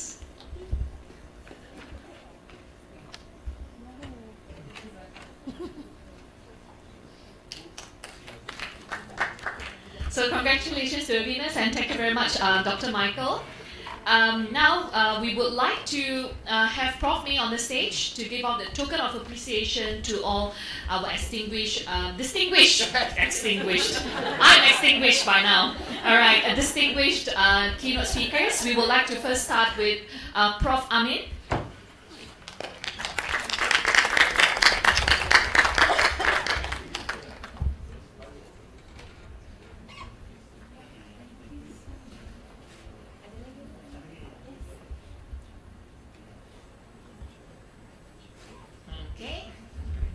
Thank you very much, Prof. Amin. And follow up with Associate Professor Dr. Aliani.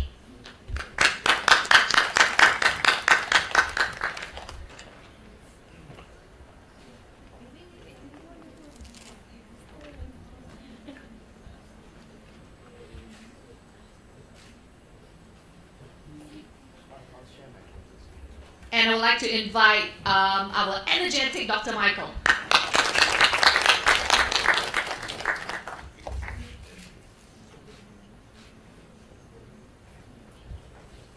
Right. Thank you very much, Prof. May. Thank you very much, everyone. We have come to the end of the event, but before we end, I would like to make a few announcements or reminders to people who are joining us for roundtable sessions, and also to tell you where the lunch is. Lunch is at FCM Atrium. It would be at lower ground floor. So you may exit from the left and right. If you would like to go to a restroom, then you will have to exit on the top, from the top back doors. And our ushers will surely show you the way. Remember, we are in purple. And to those who are attending the roundtable sessions, please proceed to FCM office by 2 p.m. After lunch for a briefing session. Sorry, Heidi just said it's 2:15, so you have another 15 minutes extra. Please note that the departure point this evening for bus heading back to MMU Malacca will be at FCM, not the Chancellery, so you don't have to actually travel to Chancellery. And for day 2 workshop, this is for tomorrow, because after this we will be in different venues. Just a reminder for you to head straight to the respective venues, and breakfast is at 8:30. And for day 2, the presentation of certificates and group photo will be done at the respective workshop venues. That's the end of my speech, but I just would like to say thank you very much, everyone, for being here today. It's an honor to have you. I hope, and I've already gained a lot from the talks. Thank you so much. I've learned a lot today, and I hope you do so, and please enjoy your lunch. Thank you very much for being here with us today. Thank you.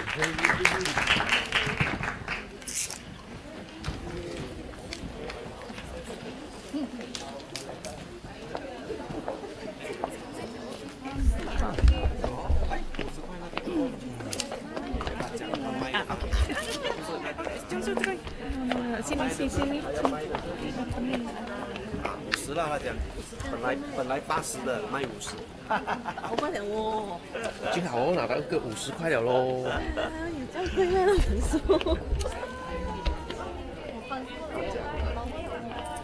什么？你什么？哦。Lunch tempat tadi ke? Kat tempat tadi. Ya, okay, bang. Makan. Nah, ini silakan dulu. Ya tuan, ke bawah saya. Ya.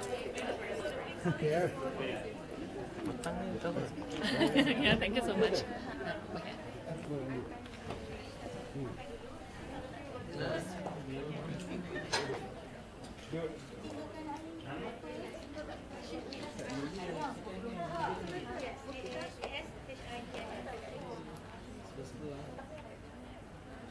Ini ada lagi kan?